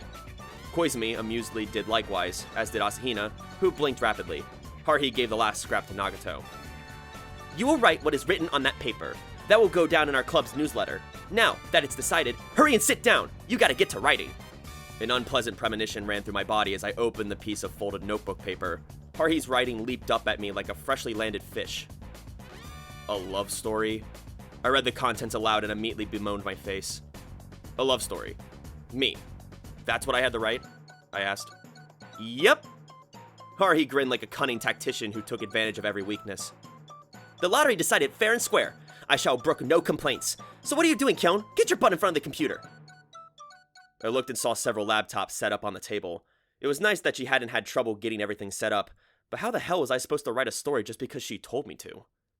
The paper in my hand felt like a grenade whose pin had been pulled out. What'd you get, Koizumi? I asked, hoping that he'd be willing to switch with me, thereby securing my salvation, but... It says... mystery, said Koizumi with a pleasant smile, not looking particularly troubled at all. Asahina, however, was upset, as usual. I got fairy tale. A fairy tale is for children, right? A story that's good for, putting children to bed? Is that right? I didn't have an answer for her, but anyway, a mystery and a fairy tale, huh? Between those and a love story, which one was the best? I looked to Nagato. She quietly opened her scrap of paper, and upon noticing my gaze, showed me Haruhi's handwriting with a flick of her wrist. The writing read, Fantasy Horror. I didn't really understand the difference between fantasy horror and just mystery. I'm just relieved I didn't get love story. I feel as though such a thing would have been impossible for me to write, said Koizumi, as though he were trying to deliberately get on my nerves. He was obviously calm. I wanted to know the secret behind his relaxed attitude, I said. It's quite simple. In my case, I can simply treat the mystery games from last summer and this last winter as real events and create a novelization for them. They're originally scenarios I created, after all. Koizumi coolly headed for the table and began setting up his computer, looking totally unconcerned. Nagato returned her gaze to the liquid crystal display in front of her, unmoving. She might have been considering what fantasy horror meant, or thinking about Kimidori. There was no further explanation. Asahina's eyes practically projected question marks around the room as she flailed around, at a loss. I was no different. Wait, let's think about this. There are 4 scraps of paper. The SOS Brigade has 5 members. Haruhi, I said to the brigade chief, who was grinning like a temple guardian on laughing gas. What are you going to write?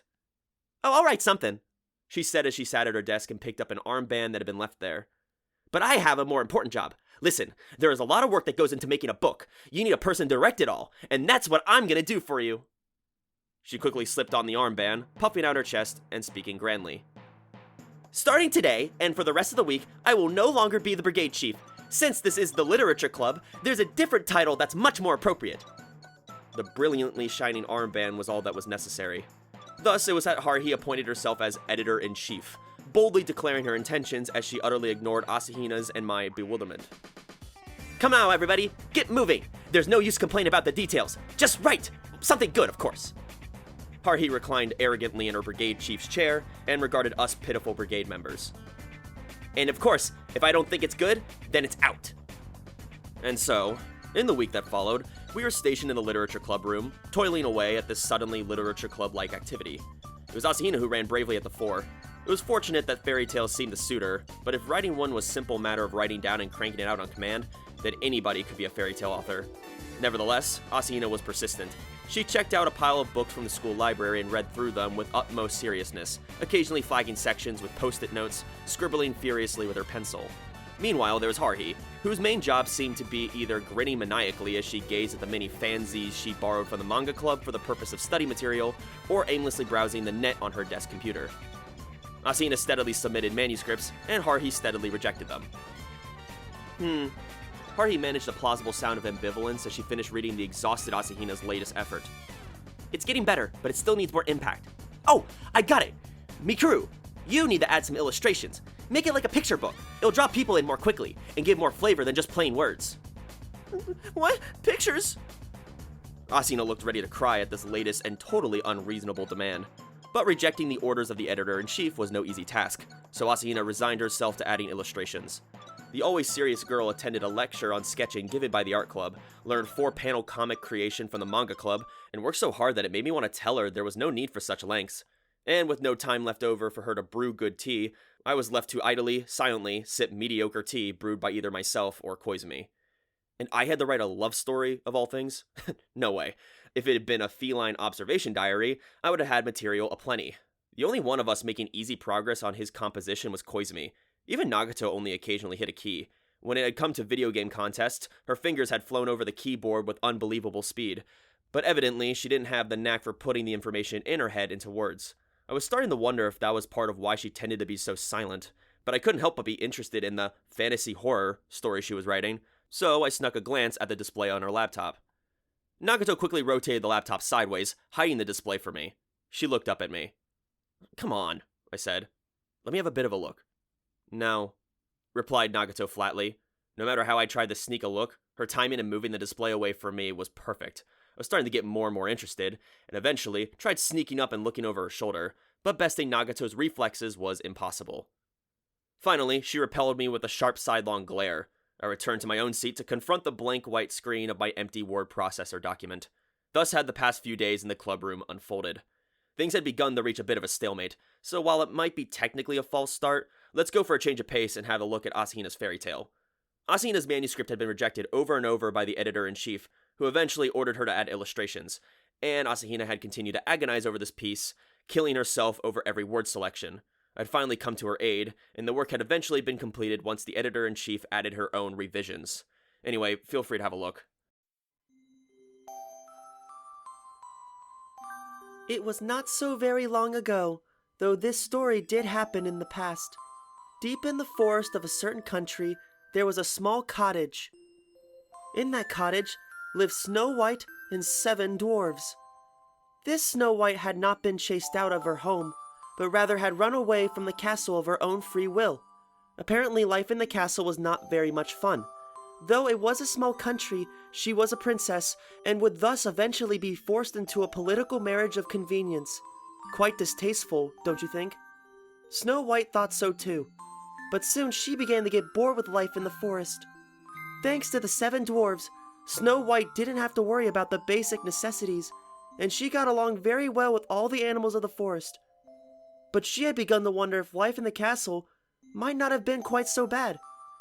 Though she'd selfishly run away, everyone in the castle was a nice person. The political marriage simply could not have helped. In an age of rival warlords, the only way for a small nation to survive was to give a hostage to a stronger nation in order to cement an alliance.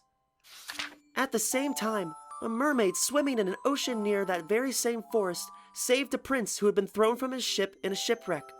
The mermaid carried the prince to shore, and the prince remained unconscious the entire time. No matter what she did, he stayed asleep. The troubled mermaid decided to take the prince to Snow White's cottage. Snow White and the mermaid had been friends ever since Snow White's arrival in the forest. The mermaid remembered Snow White's instructions. "If you ever find anything interesting, you should bring it to me." After asking a kind witch to change her tail fins into legs, the mermaid carried the unconscious prince to the dwarf's cottage. Even upon seeing the prince the mermaid had brought her, Snow White was not especially pleased. He wasn't exactly what he had in mind when she said anything interesting. Nevertheless, caring for the unconscious prince was amusing though at first, although as time went on it became more and more tiresome. He simply wouldn't wake up. She had gotten sick of looking at his sleeping face. Just as she was beginning to wonder if a good hard slap would awaken him, a messenger from the castle arrived for Snow White. The messenger told her the neighboring empire had suddenly mobilized its armies and crossed the border surrounding the castle, and the fall was not far in the future. Indeed, it may have already fallen. Things were bad. Having heard this, Snow White left the prince, who wouldn't wake up no matter how long she waited, in the care of the mermaid, and she left the forest along with the 7 dwarves. The first place they went was a steep and craggy mountain. There lived a cunning military tactician who had given up worldly ways and became a hermit. Normally, he would refuse to associate with anyone unless he or she visited him 3 times. But Snow White ordered the dwarves to capture him, and they appointed him her chief of staff. The tactician gave a pained smile and said, "Sure, why not?" and swore loyalty to Snow White. Once Snow White's procession, now 9 people strong, had descended the mountain, they began to gather volunteer soldiers at the towns and villages the Imperial Army had not yet reached. It was far from the number needed to defeat the Empire's military forces, but Snow White still raised an anti-Imperial flag and set her eye upon the castle. Her followers defeated Imperial ambush forces one by one, winning a series of victories in various locations, whereupon she recaptured the castle, pursued and eliminated the retreating Imperial forces, then continued her reversal of the invasion and toppled the Empire, making it part of her own domain. What a surprise! But that was not the end. Snow White, the 7 dwarves, and the tactician all assembled a great army and swept across the land, and through a variety of strategies and intrigues, they united the continent. The stage of warring states came to an end, and peace rained. Snow White, who now had nothing to do, decided to leave the details to the tactician and return to the forest. Though her worries about an arranged political marriage were no more, life at the castle was boring. She preferred being able to play on her own in the forest. Snow White, along with the 7 dwarves, returned to the cottage, and they were all surprised to find that the prince was still sleeping. She had forgotten all about him. Oh, the mermaid had taken care of him in the meantime. Grabbing an apple from a visiting bear that brought with him, Snow White used it to whack the prince on the head. "How much longer are you going to sleep? Wake up!" It is said that 3 days later, the prince opened his eyes. As to what happened after that, no one knows. But I'm sure that everyone lived happily ever after. I think that would be nice. How should I put it? It was very Asahina-like, an allegorical tale that was a jumble of fairy tales and war stories. More than anything else, the sense of desperation in it was very clear. It was surely adequate. As to which parts of the results of Haruhi's meddling, I can leave that to your imagination. Now then, enough about Asahina's worries. My real problem was that I still hadn't touched my own assignment. Just asking me to write a story of any kind was unreasonable enough. Making it a love story went right past unreasonable into the universe of totally foreign experiences. What could I possibly do? On the other hand, Haruhi was engaging in surprisingly editor-like activities. Haruhi asserted that the number of pages the 4 of us had produced was insufficient, and moreover lacked variety, and she resorted to recruiting outside members. Her first victims were Taniguchi and Kunikita, then Tsuruya and the computer club president, all of whom were given deadlines that Haruhi had determined. By Haruhi logic, they were the auxiliary brigade members, despite their being totally unrelated to the literature club. But I had no time to be sympathetic to their plight. Quite the contrary. I would have been much happier if my own writing responsibility had just disappeared, although I doubted Haruhi would tolerate such laziness. The deadline set for us by the evil student council president drew nearer. One morning, while waiting for the homeroom period to start, my ears were assaulted by the sound of Taniguchi's bitter grumbling. "Why the hell do I have to write this fascinating slice of life essay in the first place?" And Kunikita's easygoing reply, "Come on, it wasn't as bad as the 12 subject study guide column I gotta write." Haruhi had gotten to the school later than me that day. She thrust a sheet of copier paper at me without so much as a good morning. "What's this?" "The manuscript Yuki turned in before she went home yesterday." Haruhi made a face as though she swallowed a filling while brushing her teeth. "I gave it a good read after I got home. It's kind of a weird story. It's got a fantasy feel to it, and I guess you could call it horror. I'm not sure what to make of it. Lengthwise, it's barely a short story. Here, read it." I was interested in reading anything Nagato wrote, whether or not Haruhi ordered me to. I took the paper from Haruhi, and my eyes began following the text printed upon it. Untitled 1. It was X years ago that I met a girl who said she was a ghost. I asked her name. "I have no name," she answered. "Because I have no name, I am a ghost. You are the same as me, aren't you?" She said, smiling. It was true. I was also a ghost. A ghost who is able to speak with ghosts was also a ghost, as I am now. But I knew that I was once named Yuki, a name that sounded like snow. "Now then, shall we go?" she said, and I went with her. Her stride was fast, and she seemed like she was alive. "We can go anywhere. Where is it that you would like to go?" I thought about it for a while. Where was I trying to go? Where was I? Why was I here? But all I could do as I stood there was look into her dark eyes. "Weren't you thinking of going to—" It was she who finally answered. When I heard her words, I finally understood my purpose.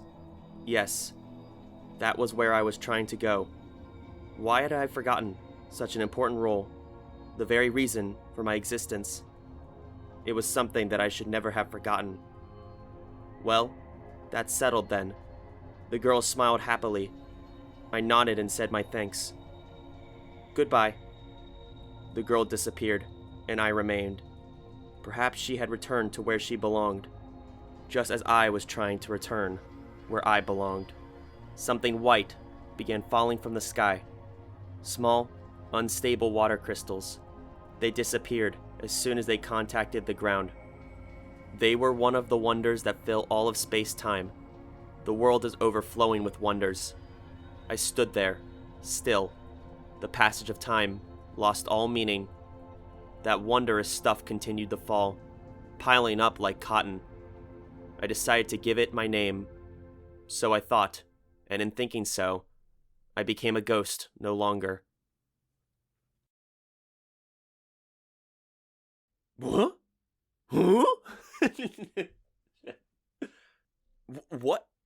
I got that far before looking up. I was greeted by the familiar sight of my fellow students, filing into the classroom before the morning homeroom period started. If this had been a usual morning, Haruhi would be sitting behind me either gazing out the window or poking me in the back with mechanical pencil. But this morning, she was craning her neck to peer over my shoulder, her eyes following the letters of the manuscript I held in my hands, her expression at once thoughtful and troubled. To be fair, my own expression wasn't all that different from hers. Both of our expressions were thanks to what was written there. It was a little heavy to be reading this first thing in the morning. It was true that the paper Nagato had drawn said fantasy horror. I moved my eyes from Nagato's writing and regarded Haruhi's profile. Hey, Haruhi, I'm not exactly an expert on either fantasy or horror, but is this what fantasy horror looks like these days? Beats me. Haruhi put her hand to her chin, cocking her head like an editor agonizing over how to judge a piece of work in front of her. I guess there's some fantasy there, but there's definitely no horror. But, it does seem very Yuki-like. Maybe Yuki finds this kind of thing scary. Anything that would scare Nagato surely would utterly terrify me. I didn't want to ever experience anything like that, not even in a story. Hey, by the way, I said, looking at Haruhi's confused face as a new thought occurred to me. If you didn't know what fantasy horror was, why'd you write it down as one of the lots? You gotta think before you pick genres like that. I did think. A little. Haruhi took the manuscript sheet out of my hands. I added fantasy to it because I thought horror by itself wouldn't be much fun. The genres I wrote down were the result of serious deliberation. Mystery, fairy tale... Mystery, fairy tale, love story. Once you've done those, you gotta go with horror. She skipped the science fiction entirely. And anyway, I seriously doubted she spent more than 3 seconds picking out those genres. I bet she just written them down in whatever random order they occurred to her, I said. Haruhi smiled slightly. I just wanted to mismatch the writing project as much as I could. Yuki'd probably be great at science fiction, but that wouldn't be any fun, would it? I twitched involuntarily, but an invisible hand calmed my hammering chest. Whether or not it would actually be fiction, it would be the easiest thing in the world for Nagato to write something about space. I mean, she was a space alien. For a moment, I wondered if Haruhi had realized that, but then I remembered. Even Haruhi could see that Nagato's bookshelves overflowed with science fiction, so it wasn't much of a stretch to assume that science fiction was a specialty of hers. No, wait a second. If that were true, then there'd be a similar setup for the mystery genre, I said. That's right. I really hoped either you or Mikuru would do the mystery. I kind of wanted to see what crazy thing you'd come up with. But with science fiction, you can pretty much get away with any kind of absurdity. And while it pained me to do it, I had to cross it off the list. I wanted to tell her that it was just her prejudice talking, but no amount of complaining about the lottery was going to reset time. The order of which I'd been burdened, writing a love story, wasn't going to be rescinded, and I didn't feel much more capable of writing mystery, fairy tale, or fantasy horror stories. Not that I'm saying I prefer a love story, mind you, but at least with science fiction, I could have used some of my experiences as a foundation. Although I probably had no business informing Editor-in-Chief Haruhi about my true life experiences. Haruhi flipped through Nagato's fantasy horror story. At least Koizumi got the mystery. If we don't get at least one readable story, we won't be able to put out the newsletter. If all we do is show off how eccentric we are, the readers will head for the hills. She was already thinking about turning the Literature Club newsletter into a periodical. This was supposed to be an emergency measure to stop the Student Council's evil plot. That was probably something I had to remind her about. The SOS Brigade was not part and parcel with the Literature Club. It was just a parasite, I told her. I know that much. I can't think of a single thing I need you to tell me about the school. I am the brigade chief, and you're just a member. Haruhi glanced at me. Anyway, that doesn't matter. There's more to Yuki's story. Read the second page. I dropped my gaze to the sheet of copier paper that remained in my hand and began reading the printed characters there, which were so neat I wondered if they were Nagato's handwriting. Untitled 2. Up until that point, I had not been alone. There were many of me. I was one of many. My other selves, once bound together like ice, soon dispersed like water, then finally diffused like vapor. One atom of that vapor was me. I could go anywhere. I went many places and saw many things, but I learned nothing. The act of seeing was the only function I was permitted. I performed that function for a lifespan. Time was meaningless. In that false universe, no illusion held any meaning. But eventually, I found meaning. proof of existence. Matter attracts matter. That was true and correct. It was because it possessed a shape that I was drawn in.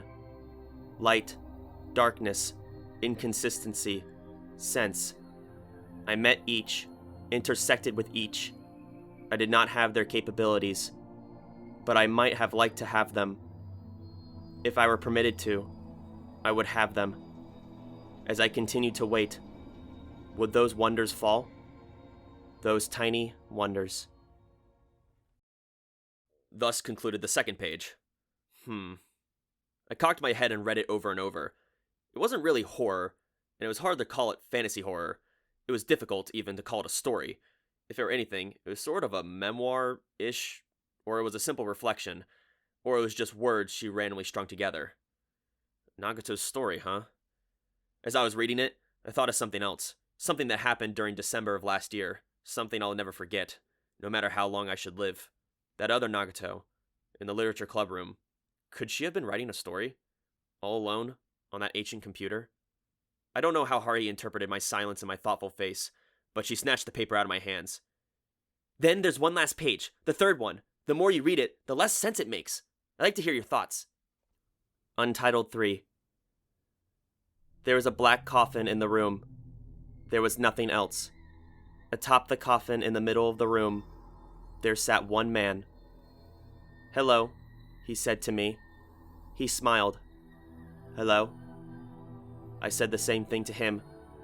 I don't know what my expression was. As I continued to stand there, a white cloth floated down behind the man. In the darkness, the cloth was bathed in faint light. I am sorry for being late, said the white cloth. It was actually a person who was covered by the white cloth. There were holes cut where the eyes would be, and black pupils looked out at me. The person within the cloth seemed to be a girl. I could tell from the voice. The man laughed in a low voice. The presentation has not yet begun. He did not move from the coffin. There is still time. The presentation. I tried to remember. Had I come here to present something? I was nervous. I could not remember. There is time, said the man. He smiled at me. The white sheet girl danced happily. Let us wait until you remember, said the girl. I looked back at the black coffin. I remembered only a single goal. I belonged within that coffin. I had come from it, and I had returned there, so I could go back to it. The man was sitting on the coffin. If he did not move, I could not get into it. But I had nothing to present. I was not qualified to participate in the presentation. The man began to sing in a low voice. The white sheet danced along with it.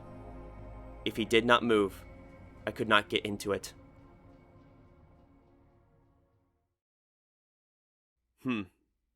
This is a tough one.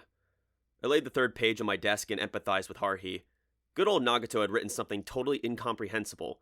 She seemed to have completely ignored the fantasy horror topic, and this was hardly a story. It was more of a poem, I said. It doesn't seem like any old poem, though. Haruhi collected the 3 pages and put them in her bag. Hey, Kyon, I don't think Yuki just wrote this without thinking about it. I think she's really revealing something about herself here. Don't you think all that stuff about the ghost in the coffin is a metaphor for something? How the hell should I know? I said. But the truth was that I felt like on some level I could understand it. I didn't see how the I in the story could be anyone besides Nagato. As for the other characters, the ghost girl, the man, and the sheet girl, I had the sense that the ghost girl and the sheet girl were the same person, and that, I'm just guessing here, but the man was Koizumi-ish and the girl was Asahina. In any case, she probably used the people around her as models for the characters. Haruhi and I hadn't shown up, but I wasn't so worried about it that I wished I'd been included. Anyway, it doesn't matter. I looked out the window and down at the tennis courts. Nagato wrote a story she wanted to write. Trying to read an author's mind through her work is a pain. That kind of question belongs on modern literature tests. Yeah, I guess. Haruhi also looked out the window. She seemed to be looking up at the clouds, as though willing them to bring unseasonal snow. Eventually she turned back to me and smiled like a blooming spring flower. We'll call this okay then. Yuki's done. There's no telling how it'd turn out if I made her rewrite it. Koizumi seems to be making steady progress, and Mikuru's getting close to finishing her illustrations. Her smile shifted from brigade chief to editor-in-chief. So what about you? I haven't gotten so much as a prologue from you. When will it be done? I had been wrong to hope she had forgotten about it. Let me just say, began Haruhi with an unpleasant grin, that I want a proper story from you, and if it's not a love story, it's getting spiked! Spiked! Not a horror story, or a mystery, or a fairy tale, and don't try to weasel out of it either, because it won't work. I looked around the classroom for some sort of salvation. The truth is that I hadn't written so much as a single word. Of course I hadn't. Why the hell did I have to write a love story anyway? The question was racing through my body faster than immune system overreacting to the influenza virus. I thought about trying to summon reinforcements in the form of Taniguchi and Kunikita, who themselves had also failed to write anything, but my two supposed friends had been looking over at me for some time, whispering to each other and avoiding my gaze. And just when I was about to cross myself Catholic style, in preparation for being crushed along with my friends by Haruhi's assault, the school bell finally rang. I was thus able to avoid confronting the advancing burden, but that didn't mean I had escaped. I merely bought myself some time. But seriously, Haruhi? A love story? I pretended to take the first period class seriously, sinking deep into thought, like a ship plunging to the bottom of the Challenger Deep. So what was I going to write? After school, I went to the club room to escape Haruhi's manuscript demands. Why don't you write something based on your personal experience? Said Koizumi, his fingers moving swiftly over the keyboard of his laptop. In other words, why not just get involved in a romance? Then you can simply write what happens and claim it's fiction. I recommend using first-person perspective. In such a case, it wouldn't be hard to transform your normal thoughts into prose. Is that your idea of sarcasm?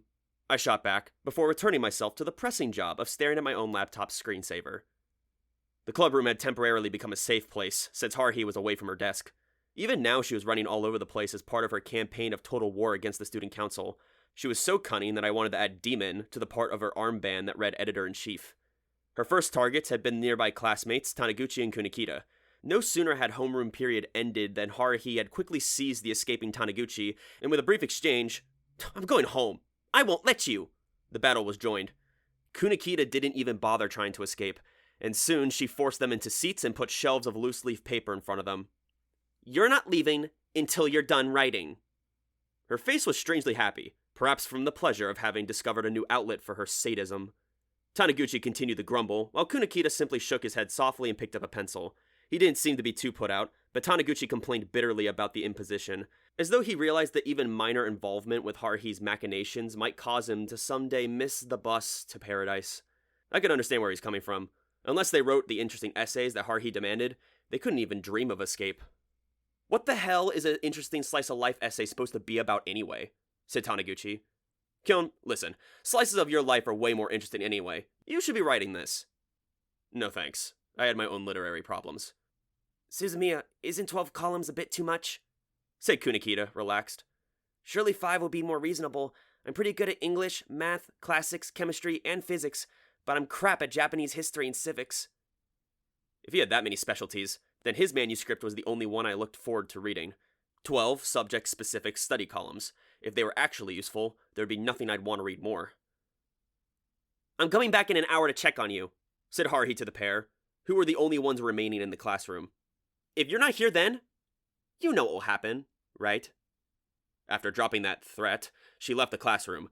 Our editor-in-chief was a busy woman. Nevertheless, I should add that there were people who readily accepted Haruhi's writing assignments. One of them, goes without saying, was Tsuruya. The upperclassman, probably the only person as formidable as Haruhi, when abstractly asked, "So we write something? Anything is fine," ended up readily giving her consent. "Sure, what's the deadline? I'll definitely have it for you. Ha ha ha, this is gonna be so fun!" she answered with a smile. I wondered what she could possibly write. Then there was the other, and this was not a single person, but a group. The Computer Club. Now that their attempt to cheat us with their rigged video game had passed and the clubs were friendly enough that Nagato would occasionally visit them, the Computer Club had become like a second branch of the SOS Brigade. So our brigade chief had no trouble securing a promise from them to write the game-busting primer, reviews of the latest games, or something. Apparently the whole club, from the president on down, was pretty into the idea. Incidentally, I never played a proper computer game, so I had absolutely no interest in this. And even so, Haruhi's work was not done. Having decided to make the newsletter's cover into something worthwhile, she hoofed it over to the art club to ask who their best artist was, then strong-armed a piece out of that person.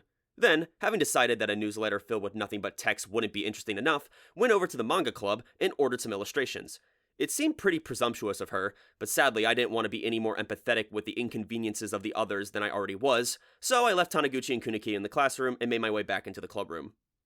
Haruhi was not there. She was running all over the school on the aforementioned errands, and while that should have made it easy for me to relax, the act of staring at a screensaver was far from being relaxing. Asina was sitting at the table, wearing, for once, her school uniform, as well as a dire expression. At this point, she hadn't yet completed her picture-bookish illustrations, so all I could see was her leaning her head over the table as she frantically moved her pencil over the paper. I had no choice but to make my own tea. Next to her, Nagato was maintaining her usual appearance. She was like a posed doll, sitting with a hardback book open in front of her, giving off the sense of having completed her task. Perhaps having decided that, having turned in 3 short stories, her duty was finished, Nagato returned to her usual self. The invisible aura that had emanated from her during the meeting with the student council was like a lie. Speaking of lies, I can honestly confess that I'd be lying if I claimed not to have been worried about Nagato. There were a million questions I wanted to ask her. What had she been feeling that led her to write such strange stories? Did she think nothing of showing them to Haruhi? What did they mean anyway? Would she mind writing some annotations? But I couldn't very well ask these questions in front of Asahina and Koizumi. I would just have to seize the opportunity next time we're alone.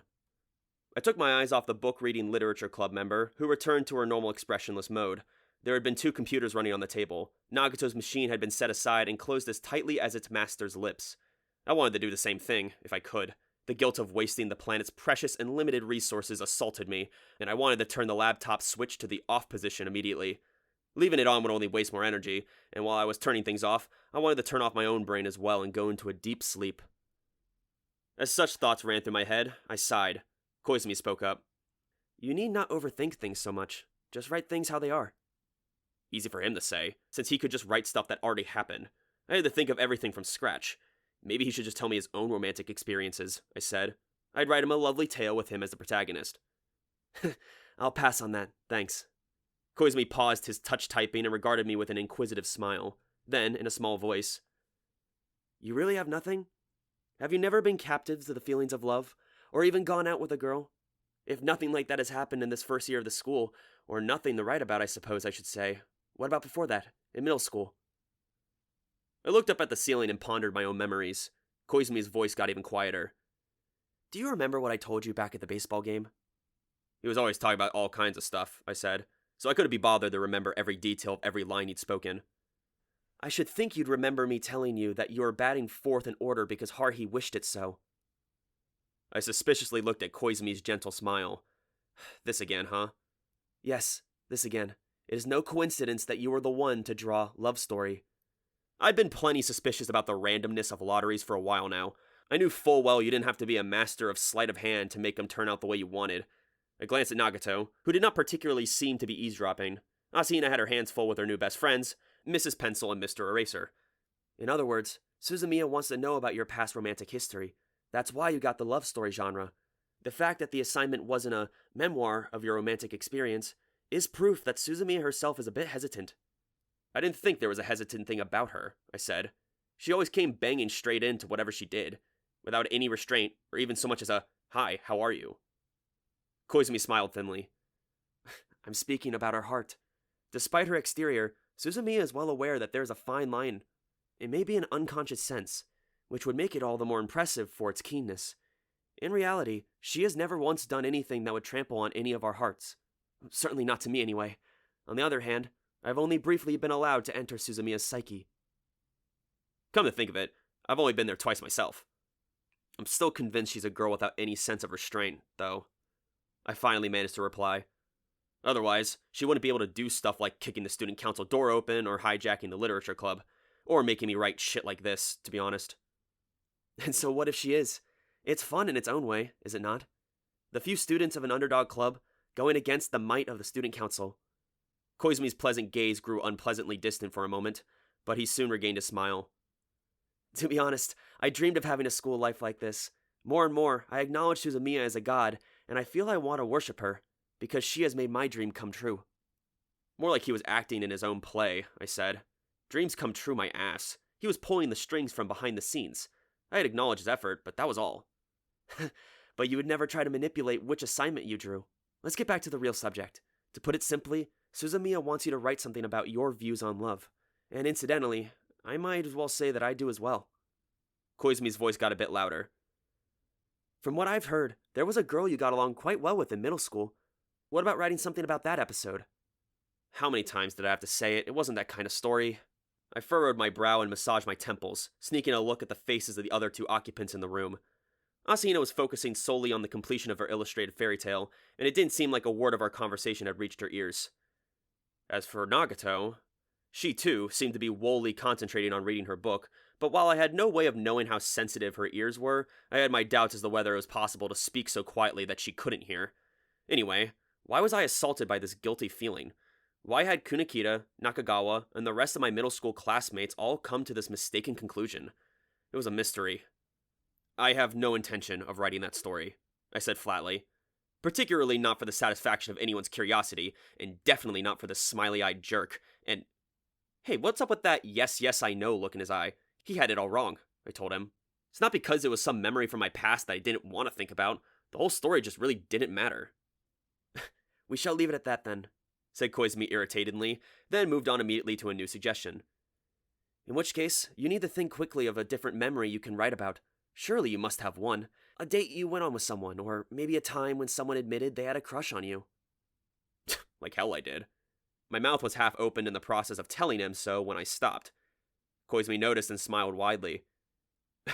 Oh, so you do. See, there you are. Both Suzumiya and I look forward to hearing the story. Please do write it. I wanted to know who made him the assistant editor. Didn't he need to get back to his novelization of the disappearance of Shamisen? I'd decide what I'd like to write on my own, thank you very much, I told him. Of course, you will be the one to decide. I'm simply an observer. Or an advisor at best.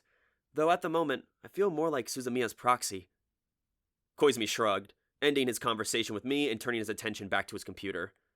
I started to think. Sorry, Koizumi, you've gotten the wrong idea again. In his imagination, there might be a vision of me in a typical middle school boy-girl relationship. But although I'm not proud of it, no one has ever confessed feelings for me, nor have I to anybody else. My first crush was my older cousin, but she eloped with some worthless guy. I guess it was a little traumatic, but that was a long time ago. No. Indeed, there have been no love confessions, and definitely no dates. I chuckled as a scene appeared on the insides of my eyelids. It had been about a year earlier. The middle school graduation ceremony was over, and the scene was from a period just before I'd come to school. I hadn't had the slightest inkling that my high school life was going to turn out the way it had, and I was just enjoying my last lazy spring break of middle school. The tiny episode that had lodged in the cracks of my brain had begun when my little sister had brought the telephone receiver to my room. I stared at the ceiling, then sniffed, and touched my finger to the laptop's trackpad. The screensaver disappeared, replaced by the blank white of the text editor. I sensed Koizumi grinning irritatingly next to me as I experimentally hit a key. I was just warming up. If it got boring in the middle, I could easily just delete the whole thing. Imagining I was panning for gold hidden in the cracks of my memory, I transmitted the sentences down to the fingers that I composed in my brain, and I started writing the opening. It went something like this. It was the last bit of spring break of middle school, just before I would enter high school. Although I had already received my middle school diploma, I was not yet a high school student, and I remember thinking that if I could, I wanted to stay this way forever. Perhaps thanks to my mother sending me to cram school, I'd passed the entrance exams with a decent score. I was glad it hadn't been too hard. The truth was that when I first went to this school for the preliminary inspection before the exam, the prospect of trudging up and down that hill every day for 3 years wasn't a bright one. Incidentally, thanks to the way the school districts worked out, all of my friends from middle school were either going to a neighborhood public school or to a far-off private academy. So, like it or not, I was feeling pretty lonely. At the time, I had not the faintest idea that as soon as school started, I'd find myself meeting a strange girl and being added to the membership of a bizarre brigade. So as I thought back over my middle school days and felt uncertain about my upcoming high school life, I was taking this all very seriously. So, it was that loneliness that had taken over the greater part of my heart. So, I amused myself by sleeping in until close to noon, going to farewell parties for my friends who were going on to other schools, parties that were really just video game tournaments, occasionally seeing random movies, but before long, I got bored with all this, so after having a combination of breakfast and lunch, I willed away that random late March afternoon lazing around my room, considering just turning into a cow. I slept, awoke, ate, then napped again. Eventually, as I lay there on my side, The sound of the house's landline ringing reached my ears. There wasn't an extension in my room, so I left it for my mom or sister to answer, and sure enough, soon my sister came into my room, bearing the cordless handset. Thinking back on it, I now get the feeling that every time she comes into my room with the phone, it's the start of something weird. However, at the risk of repeating myself, back then I was yet innocent. I had a dire lack of experience points. "Kyon, phone!" said my sister, beaming. "Who is it?" "A girl." My sister pushed the phone at me, giggled, then twirled around and skipped merrily back out of my room. That was weird. Normally she'd be hanging around till I kicked her out. I wonder what I had her in such a hurry. But anyway, who could be on the phone? Scrolling through my mental list of faces and trying to find a girl who seemed likely to call me, I punched the answer button on the receiver. "Hello?" After a moment there came, "Yes, hello, It was definitely a girl's voice, but my search mode hadn't completed yet, so I didn't know who it was. It did seem familiar though. It's me, Miyoko Yoshimura. Is this a good time, if you're busy?" Oh, Miyoko Yoshimura? Who was that? I began to think about it as the scrolling in my head came to a stop. Now I knew why the voice sounded familiar. I'd met her many times. Her use of her full name had tripped me up. Miyoko Yoshimura's nickname was Miyokichi. "Oh, right, no, I'm not busy at all. I've got nothing but time." "Oh, good," she said, sounding relieved. I felt dubious. What could she possibly want with me? "Are you free tomorrow? The day after is fine too, but it has to be before April starts. I'd like to borrow a bit of your time." Are you asking me? "Yes, I'm sorry it's so sudden. Tomorrow or the next day. Are you busy?" Not at all. I'm totally free both days. "Oh, thank goodness." Her soft voice had an honesty to it that sounded like it came from the bottom of her heart. "I have a favor to ask," Miyoko continued, her voice sounding a bit nervous. "For tomorrow, just tomorrow, would you go out with me?" I looked at my open bedroom door as to chase the shadow of my sister. "Me?" "Yes." "With you?" "Yes." She lowered her voice. "Just the two of us would be best. Would it not work out?" No, it's fine." "Oh, thank goodness." She let out another exaggerated exhalation of relief, then spoke as though she were trying to contain her cheer. "Well then, I'll see ya." I felt like I could see her bowing at the other end of the phone line. Next, she confirmed the time and place of the rendezvous, all the while taking care that it was convenient for me. "Got it," I finally said. "I'm sorry to have called so suddenly." "No, it's fine. I wasn't busy," I said vaguely to this girl who was evidently determined to be considerate to the end, then hung up. I got the feeling that if I didn't hang up, there was no telling for how long Miyoko would insist on thanking me. That was just the kind of girl Miyoko was. I went to return the phone receiver to its place, emerging into the hallway. There, I saw my sister waiting, cackling about something. I took the opportunity to push the receiver at her. "Nya na na na na," she gaggled like a maniac, waving the receiver around in the air as she left. Worrying about my little sister's future, I thought about the calm, reserved quality of Miyokichi's voice. Then, the next day came. I don't have any intention of writing all the details. To put it simply, it's because it's a pain. This is a story, not a business report, and it's definitely not my personal journal. Since I'm the writer, I should be able to write whatever I like, and I think I'll just do that, thanks very much. When I got to the rendezvous point, I saw Miyokichi's form as she walked rapidly toward me, having arrived earlier. Once she realized I had seen her, she gave me a neat little bow. "Good morning," she said in a slight voice, arranging her small purse strap on her shoulder and looking up at me, the movement of which caused her braid to sway a bit. She had a pale blue cardigan on over her floral pattern blouse, along with fitted jeans. Her outfit suited her slim frame nicely. "Hey," I said in reply, and looked slowly over the surroundings. We were in front of the train station. It was the same location I would come to be very familiar with the usual meeting place of the SOS Brigade.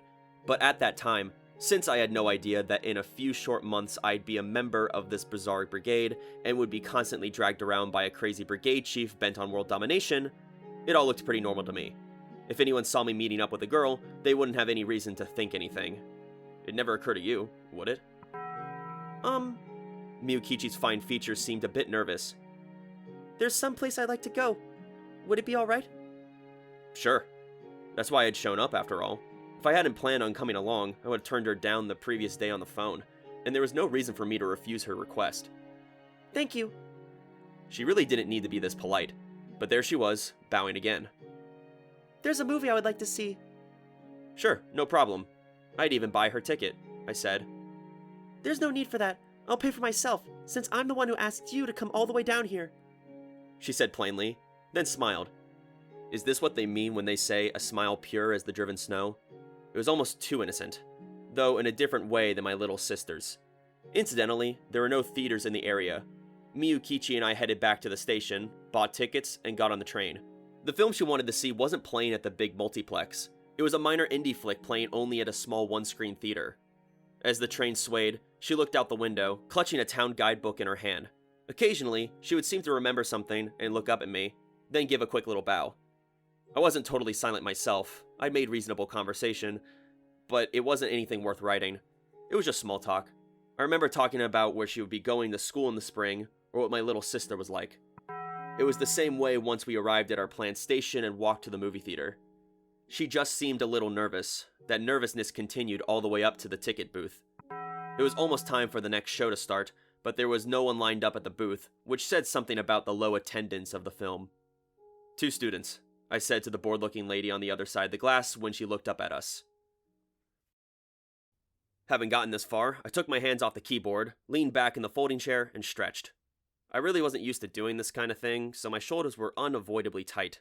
As I rolled my head around to loosen my neck, "Well, you seem to be moving right along," said Koizumi, looking both pleased and interested. "Please keep it up in the end, if you please. I truly look forward to reading whatever you write." "Too bad for you, Koizumi. I was willing to bet on it. This wasn't something that would be fun to read," I told him. It was pretty far off the mark for a love story. "Even so," said Koizumi as he poked at the liquid crystal display of his own laptop. "I'm intrigued by whatever you write, because writing always reveals at least a little bit about the writer. You can always hear the voice of the author speaking out within the lines. I'm interested in your writing, more than I am in Nagato's or Asahina's." There wasn't any need for him to be interested, I told him. Since when had he taken on the job besides being an expert on Haruhi's psychology? Wasn't performing psychoanalysis on me outside of his job description? "Considering that Suzumiya's mental state is affected by yours, I don't think you can assert that unconditionally, no." Does his impudence know no bounds? I ended my exchange with Koizumi and looked over the room. Haruhi had yet to return, and Asahina was still drawing her pictures. The upperclassman was bent over on the drawing paper, a look of extreme concentration on her face as she childishly gripped a pencil, first drawing a line, then thinking about it for a moment, then rubbing it out with the rubber eraser, finally ing again, before hunching over the paper and continuing her work. Although I've already introduced you to the final product, at the time, Asahina was still working on it. Given the results, her effort certainly paid off, and it turned out to be a very Asahina-like story, too. At this point, the only one of us who had finished her story was Nagato, who sat at her designated corner of the table, silently reading. Having completed her triad of untitled short stories, the sole literature club member sat and quietly read her book, ignoring Asahina and me, as well as Haruhi's delighted running around, as though we were none of her concern. For my part, I wanted to ask for some author's notes regarding Untitled 1, 2, and 3, but I decided it would be better not to, and in any case, my main worry at the moment was the love story I'd been assigned. I should have been writing my brains out, but I couldn't stand the idea of turning something in only to have Haruhi say, "It's boring. Rejected." How did I let myself get cornered into caring so much about something I couldn't do anything about? Just as I was letting it get me really riled up, the pleasant smile came to me again from the side. "But that's not really so, is it?" said Koizumi, as though refuting my internal monologue. His fingers never left the keyboard as he continued touch-typing. "If you write something about a past experience, something from before you met Suzumiya and me, I'm sure she'll be very interested to read it." I was impressed at his ability to talk and type at the same time, but his assurances didn't make me feel any better. I told him. "For example," said Koizumi, vaguely amused, "have you ever wondered about my past? What did I do before I transferred to this school? What I thought of as I passed my days? Have you never wanted a glimpse of that?" "Well, now that all depends. If it were a piece of non-fiction that depicted the daily life of an Esper, then my elementary school self would be jumping for joy to read it. Even now, my intellectual curiosity was piqued by the organization known as the Agency." "If you knew the truth, you'd only be disappointed. There aren't any particularly interesting episodes. I am an Esper whose potency is limited to a very specific time and place," said Koizumi. However, it is true that my days do differ from the days of ordinary people. I do occasionally consider writing an autobiography, when things have calmed down. If I finish it, I'll have to put your name in the dedication. Yeah, don't bother. Oh? I would certainly want to give you a complimentary copy. I reached out for my tea, not answering. The teacup was empty. Since Asahina was still working, I would have to get another cup on my own, which I stood to do. Bang! The room's door slammed open, and in charged an energetic girl. Hey everybody, making good progress? Haruhi was so lively that it seemed a bit odd as she strode straight to the brigade chief's seat, sat down, put on the desk the sheaf of papers had been holding, and turned her eerily bright gaze to me. Oh, hey, Kyon, if you're making tea, get some for me too. Mikuru's busy and I feel bad interrupting her. There was no point in childishly quibbling with her over something so trivial. I expressed my irritation with an audible sigh, then filled the teacup with hot water, poured tea into my cup as well as Haruhi's, and became a temporary waiter as I brought it to her. Haruhi cheerfully took the cup and sipped from it. What's this? It's just hot leaf juice. Change the tea leaves, will ya? You do it. I'm busy. It was the truth. I was busy. So even if the brigade chief had been thankful for the tea, a bit of mutinous behavior would be forgiven. She couldn't very well claim that tea brewing was more important than working on the newsletter. Haruhi grinned. Oh, so you are working. Finally! I'm impressed. You better make that deadline. We're gonna have to start doing the layouts soon. I sipped the tea I brewed and speculated on the cause of Haruhi's high spirits. It's likely it had something to do with the sheaf of A4 paper she tossed onto her desk. Oh, this? The ever-perceptive Haruhi noticed that I was looking at it. They're finished manuscripts. Ones I commissioned. Everybody did a pretty good job. Taniguchi insisted he couldn't write anything, so I gave him an extension until tomorrow. Kunikito was about half done. They're taking it seriously, so they'll be done tomorrow. Humming a tune to herself, Haruhi flipped through the manuscripts page by page as though checking them over. Here are the illustrations I got from the Manga Club, and here's the Art Club's rough illustration for the cover. This is the last piece from the Computer Club. These will buy us a few pages at least. I got no idea about what they wrote, but who cares? I'm sure their enthusiasm comes through, and people who know about video games will get something out of this. Ah, so that's how it was. In essence, it seemed Haruhi had found happiness in the process of pushing the publication forward, making something out of nothing as we gradually progressed towards completion. Hell, even I thought it was pretty fun. What are you mumbling about? Haruhi polished off her tea briskly, grinning at me as she stood the empty cup around. You better hurry up and get back to your seat. Come on, right! The computer club's not even the brigade, and look what they did! If you slack off, we'll get a reputation for being slackers. We're the ones who originally accepted this challenge after all. Having a worthy organizational rival seemed to energize Haruhi. It was enough to make me want to tell her the truth about the student council president, just to irritate her. The original trumped-up charge had been against Nagato as a member of the literature club, and Haruhi had simply decided to barge in and take over leadership, even going so far as to wear an editor-in-chief armband. I glanced over at Koizumi, wondering how many plans he dreamed of to starve off her boredom. The island mystery had definitely been the first, and the nonsense on the snowy mountain had been number 2. No, wait, what about that thing with Kimidori and the cave cricket? Oh, right, that had been Nagato's doing. I was reflecting on such nonsense when a knock suddenly entered the door. Excuse me. The door opened before anyone had time to answer it, and a tall, thin figure entered the room. Tink! I was probably the only one who heard the sound, like a piano wire being snipped by wire cutters.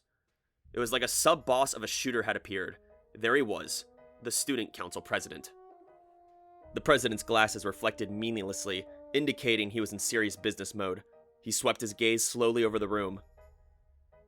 This is quite a nice room. I'm even more convinced it's wasted on the likes of you. What are you doing here? You're interrupting our work. Get lost! Haruhi flipped into irritated mode faster than a superhero changing costume. She crossed her arms, looking even haughtier than the president, not even bothering to stand up. The president calmly endured her murderous gaze. Think of it as enemy reconnaissance. I have no intention of being your constant foe or an obstacle you must overcome. I came only to check up on you, as is my responsibility. Think of it as a checkup to make sure you're being serious. From what I could tell, you're certainly flailing around quite a bit. That's all well and good, but movement does not necessarily translate into results. Let us say that you must continue devoting yourself to the task. It wasn't like we needed him to come and tell us that. But before I could respond, the brigade chief, or should I say the editor-in-chief, beat me to it. Shut up! Zing. It was almost though I could hear the sound of Haruhi's eyes turning into daggers. If you came to just needle us, you're out of luck. I'm not gonna fall for such a clumsy jab. And I have no such free time. The president snapped his fingers pretentiously. I practically expected him to call out, "Gakon!" But his slick head of the student council was not calling for a waiter. Kimidori, if you please. Yes, Mr. President. Kimidori, holding a stack of booklets in her arms, quietly approached Haruhi. Nagato returned her eyes to the open hardcover book in front of her, unmoving. Kimidori smiled, giving no indication that she'd noticed Nagato. Here you are. Reference materials. She presented the stack of musty old booklets to Haruhi. What are these? Haruhi didn't even bother to hide the look of irritation on her face, her eyebrows going up as she accepted the stack like it was a cursed item of some kind. The president adjusted his glasses sarcastically. They're newsletters, produced by previous incarnations of the Literature Club. Feel free to refer to them. Given your tenacity towards fanciful theories, there is a distinct possibility that you're misunderstanding what constitutes as literature. No need to thank me. If you feel any obligation, direct it to Miss Kimidori. It was she who took the trouble to find them in the archive room. Heh, thanks. Not that I'm really pleased. Haruhi made a face like a feudal lord who received tribute in salt despite not particularly having a salt shortage. She dropped the booklets unceremoniously on the desk, then, as though realizing who this messenger's face reminded her of, "Hey, you. So you got on the student council, did you?" "Yes, starting this year," replied Kimidori politely, bowing and returning quietly to the president's side. "Did you work things out between you and your boyfriend?" Haruhi asked as though she didn't really care. "I really appreciated your help," said Kimidori, her placid smile unwavering. "But we've broken up. When I think about it now, it was as though we weren't really going out together. It's a distant memory." It was a roundabout answer, but I felt like I knew the reason. I bet the computer club prez would agree with me. He'd have no memory of any dating at all. He'd just been punished for daring to look at the SOS Brigade's website. Kind of felt a little bad for him. Nagato turned a page of her book. At this point, it felt like Nagato and Kimidori were engaged in a fierce battle to see who could ignore the other more. But since Nagato acted like this pretty much no matter who was around, the battle was probably all in my head. I felt like I was wearing glasses with weird colored lenses. "Huh, is that so?" Haruhi curled the corners of her lips strangely. "Well, you're still young. Things happen." In point of fact, Haruhi was even younger, but I had no intention of taking such a cheap shot. Ignorance was the key here, and in any case, Kimidori's actual age was probably the same as Nagato's. Her seniority was doubtful. I bet she just happened to be enrolled as a junior.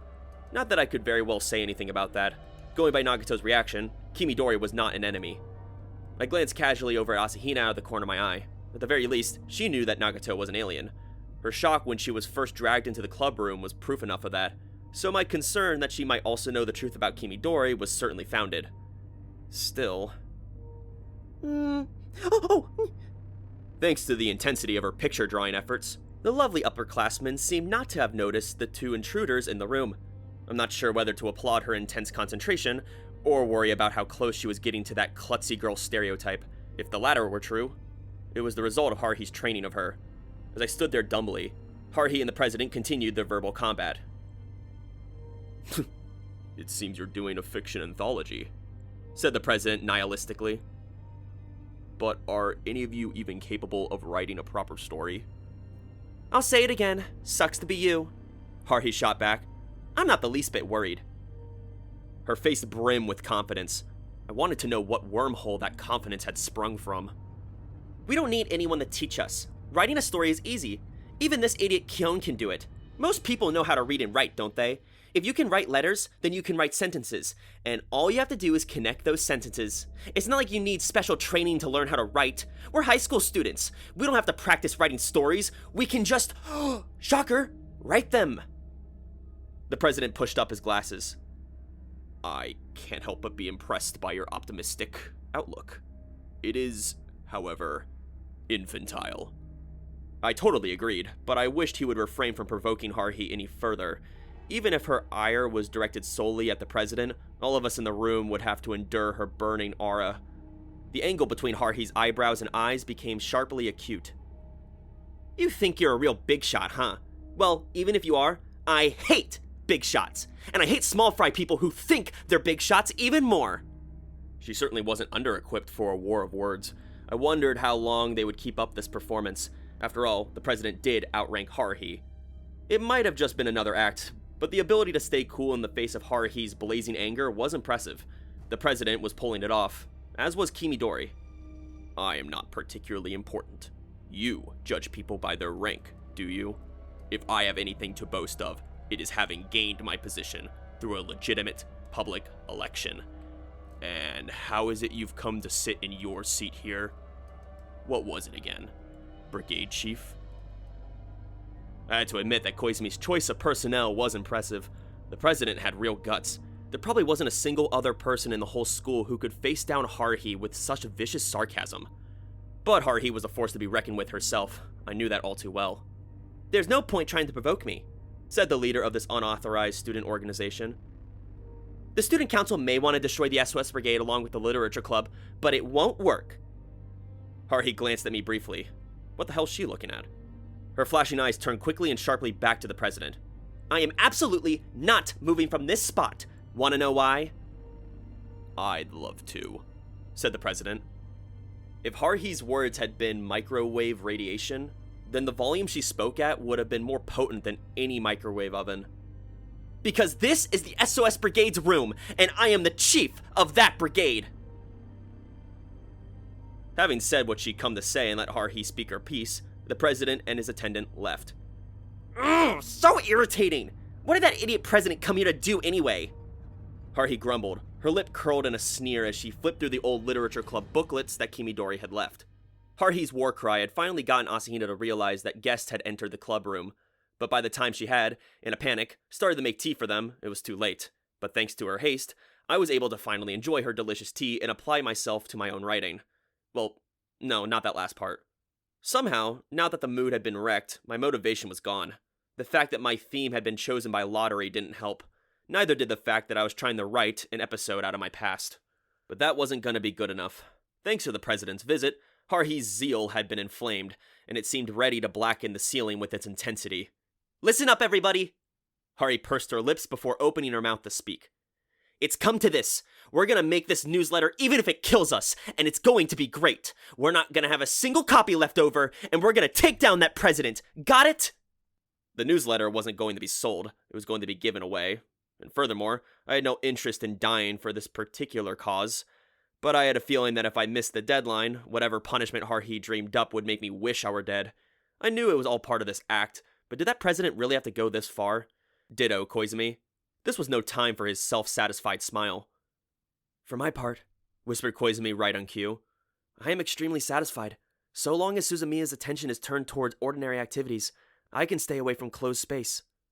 That might be good for him, but what about me? I didn't really want to get tangled up in intrigues with the student council. I understood that the president was just playing a part, but Haruhi didn't know that, and there was no telling what she'd resort to.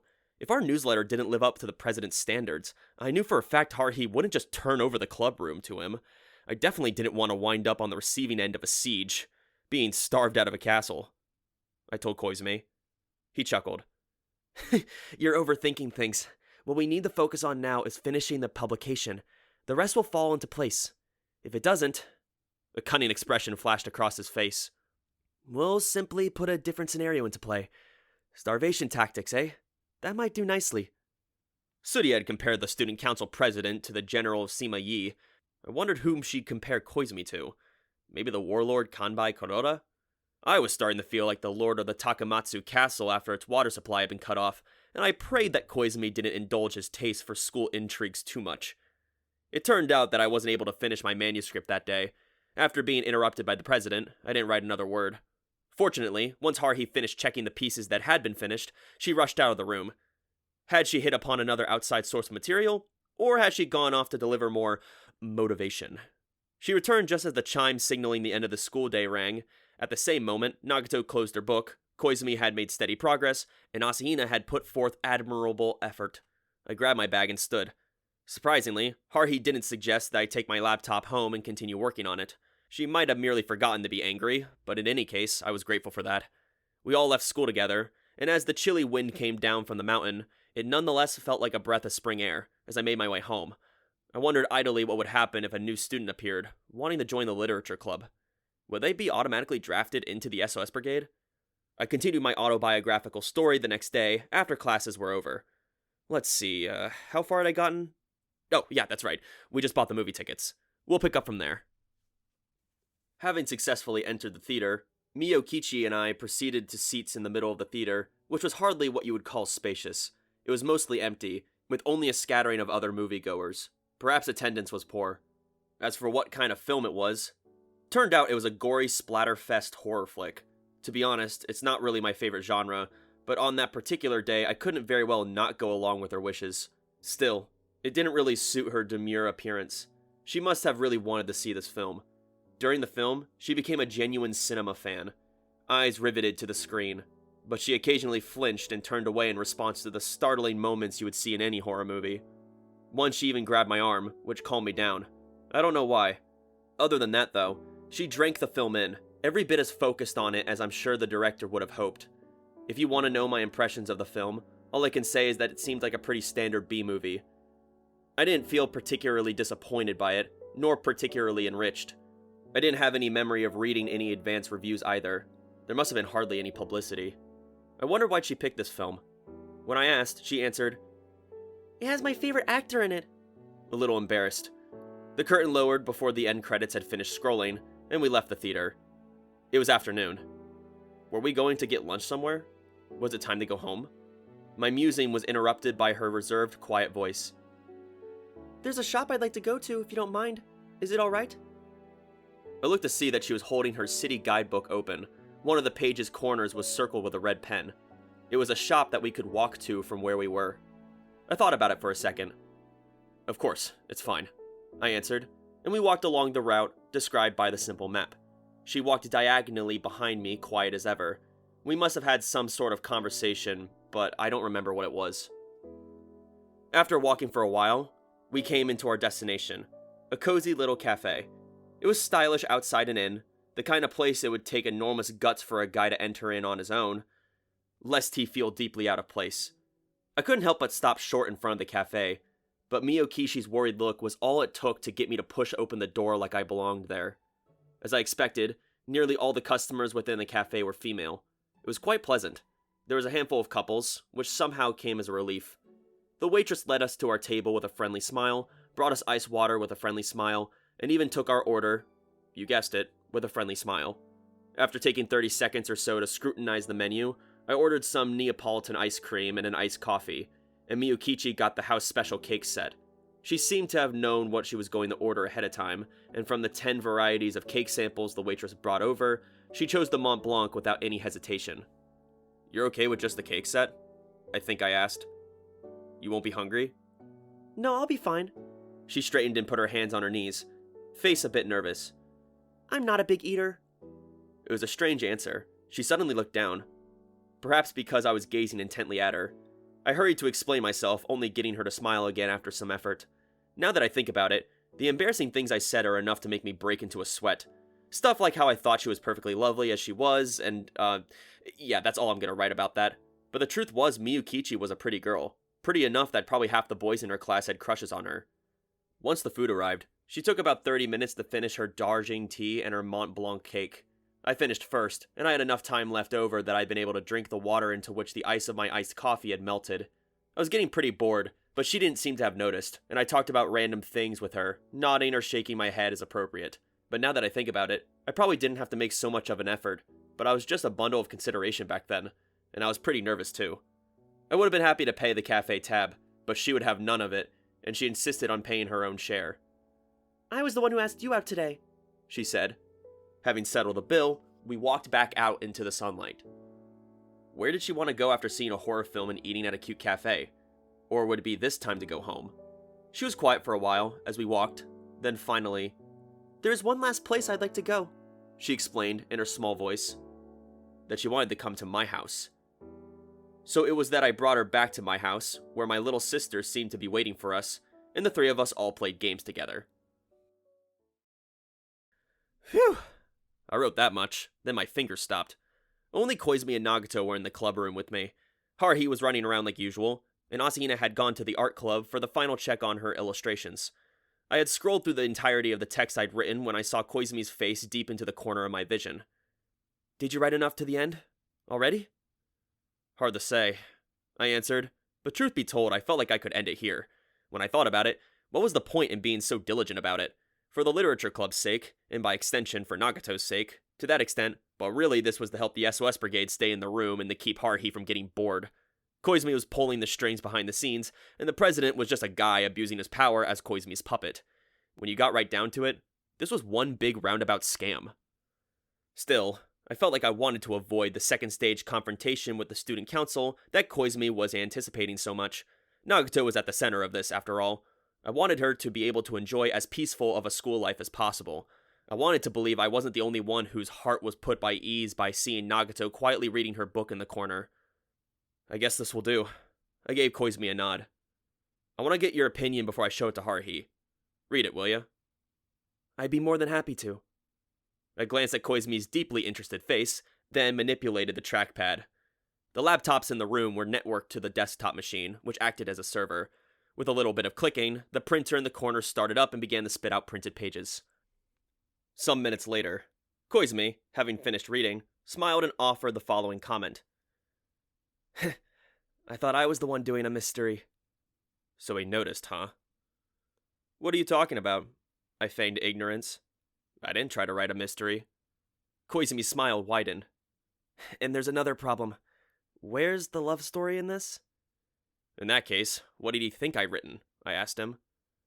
This is just bragging. I went on a date with a cute girl. That's all." "That's what you'd normally think, yes." However, Koizumi had noticed something else, I was pretty sure. Where was his suspicions roused, I wondered. "From the very beginning, it's rather obvious. It would be harder not to notice it."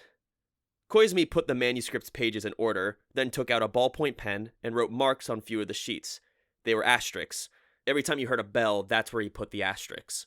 He wrote those. "You're a very considerate writer. You've included a series of clues, after all. Even the most oblivious reader would have an inkling by the fourth asterisk."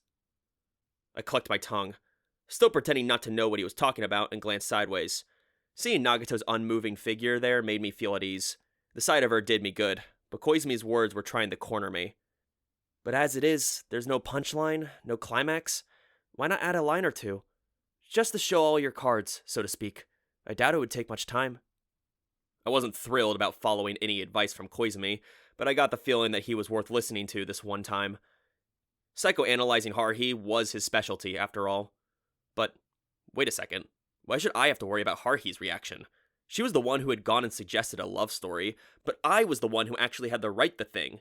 The same was true for Asahina and Nagato.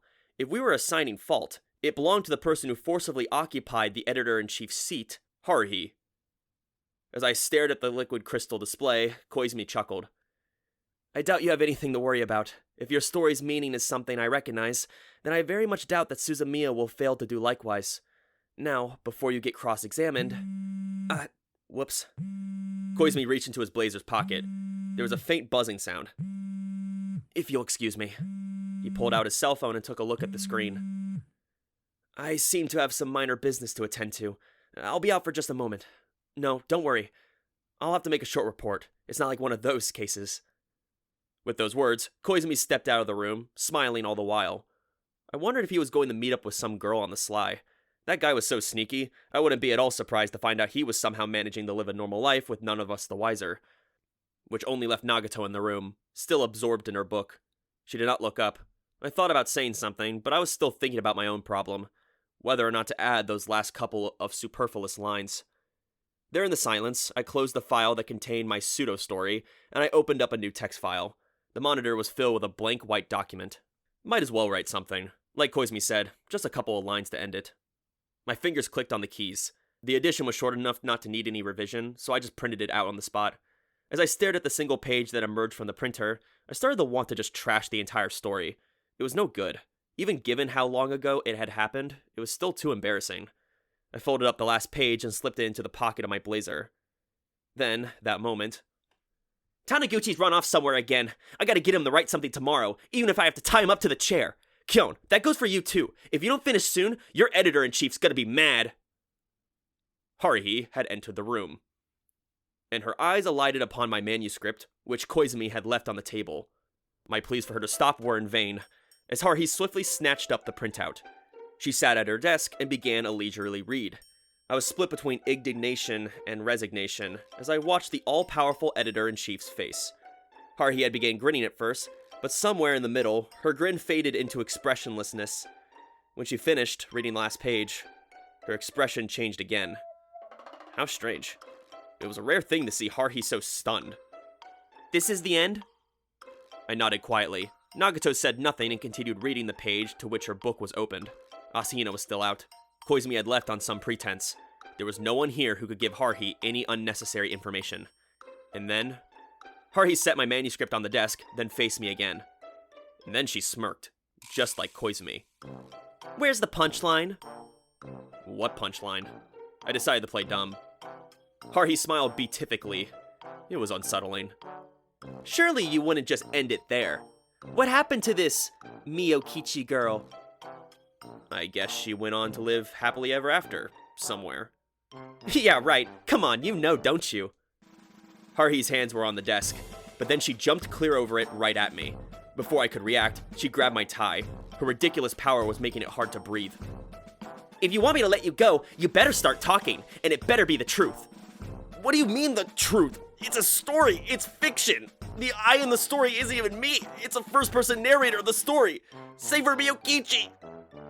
Haruhi's smile got closer and closer as her strength constricted my throat. This was bad. I could really suffocate.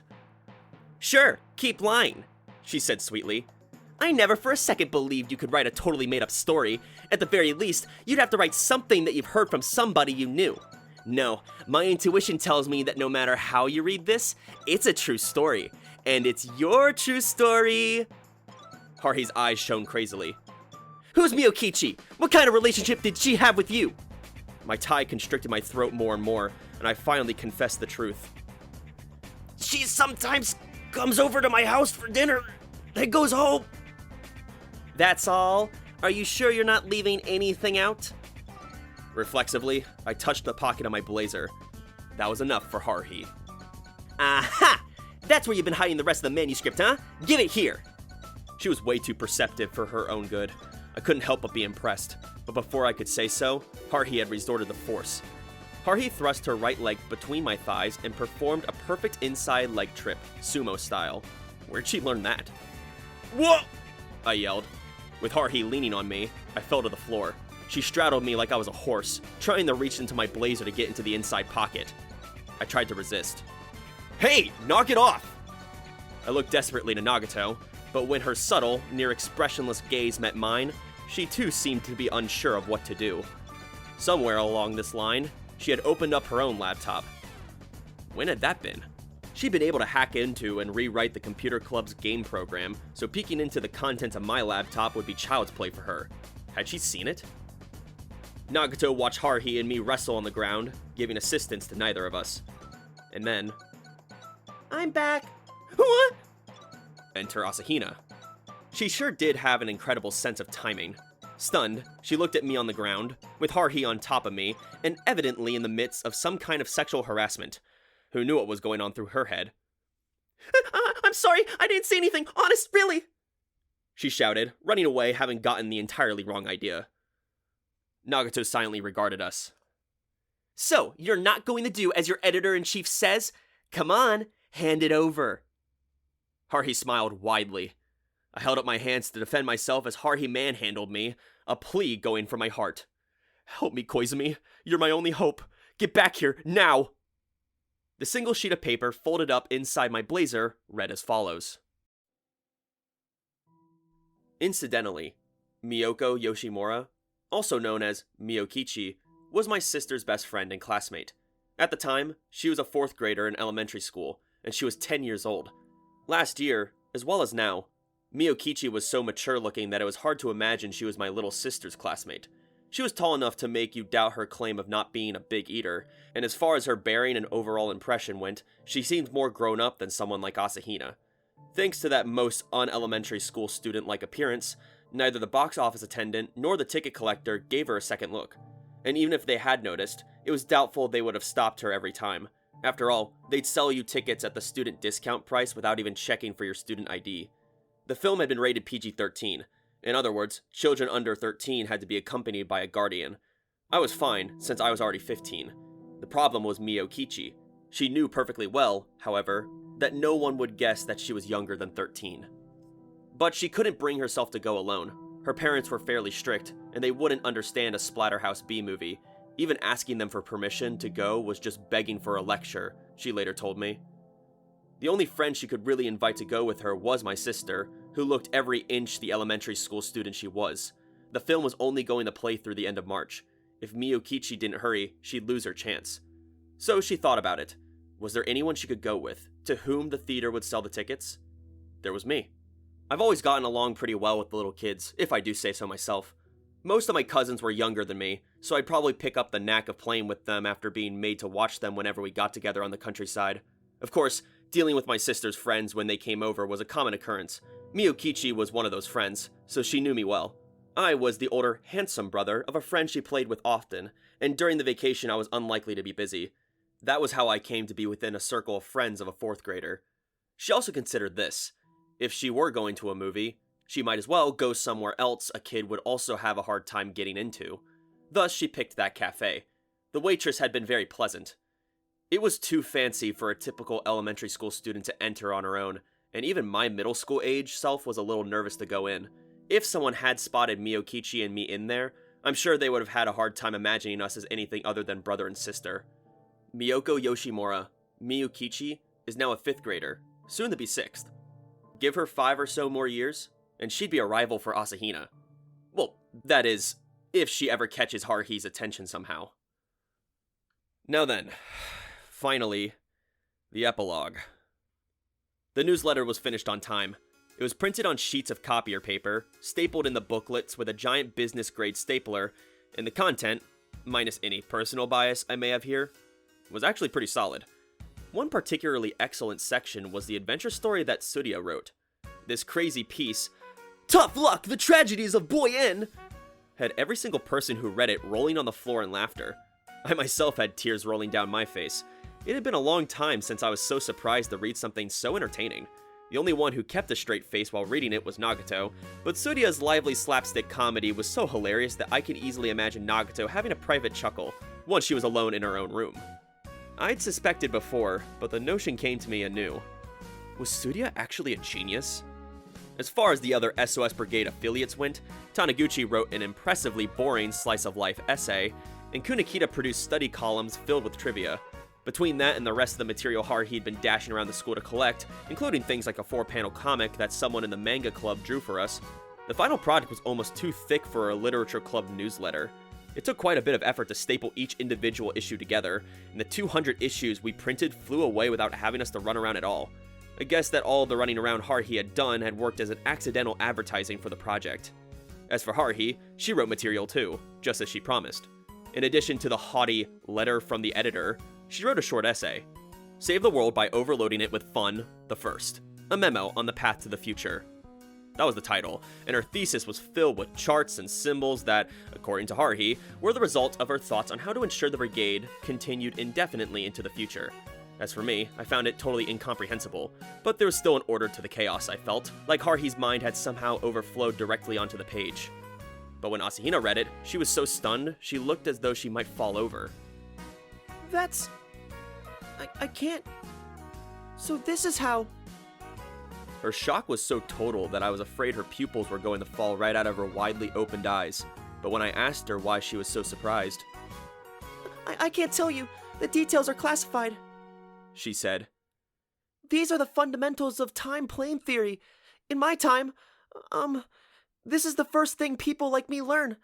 But who originated it and when has always been a mystery. And now, to find out it was Suzumiya all along? She was then rendered speechless. I, likewise, was speechless, as the following notion appeared in my mind. Haruhi would surely keep at least one copy of the newsletter to bring home with her. It was entirely possible that the bespectacled little boy would have a chance to see it. Haruhi was his tutor, after all. While Asahina and I had ensured a variety of conditions for the boy's future, there were surely more to come. Was Haruhi the ultimate trigger? Even if she wasn't, There seemed to be many composite elements in play. The number of questions I had for Asahina the Elder increased by 1. Having fully distributed the newsletter the same day it was completed, Haruhi made a point of going to the student council room to inform them. That she was practically radiating pride from her body goes without saying. The president didn't so much as twitch an eyebrow at Haruhi's victorious entry. His glasses shone as he spoke. "A promise is a promise. We'll approve the continued existence of the literature club. However, concerning this SOS brigade of yours, it is none of our concern. Do not forget that there is quite some time left in my term," he said in a transparent ploy to get one last parting shot in, before turning his back on us. Haruhi took it as an admission of defeat, and she returned to the club room in high spirits, dancing a victory dance with Asahina as Nagato looked on indifferently. So it goes. In any case, that was the end of that particular madness. All that was left was to wait for spring. At this rate, so long as nothing happened, we would each of us move on to the next grade. If I had to guess at the next likely point where Haruhi would get up to something, it would be spring break. Strangely, the year had felt both long and short. It's a secret, but I'm putting a circle on a day in April this year. It's the same day as last year's school entrance ceremony. Even if everybody forgot, even if Haruhi herself forgot, it is the anniversary of a day I will always remember. I'm confident that as so long as I live, I'll never forget the day I met Haruhi. Well, so long as I don't lose my memory, that is.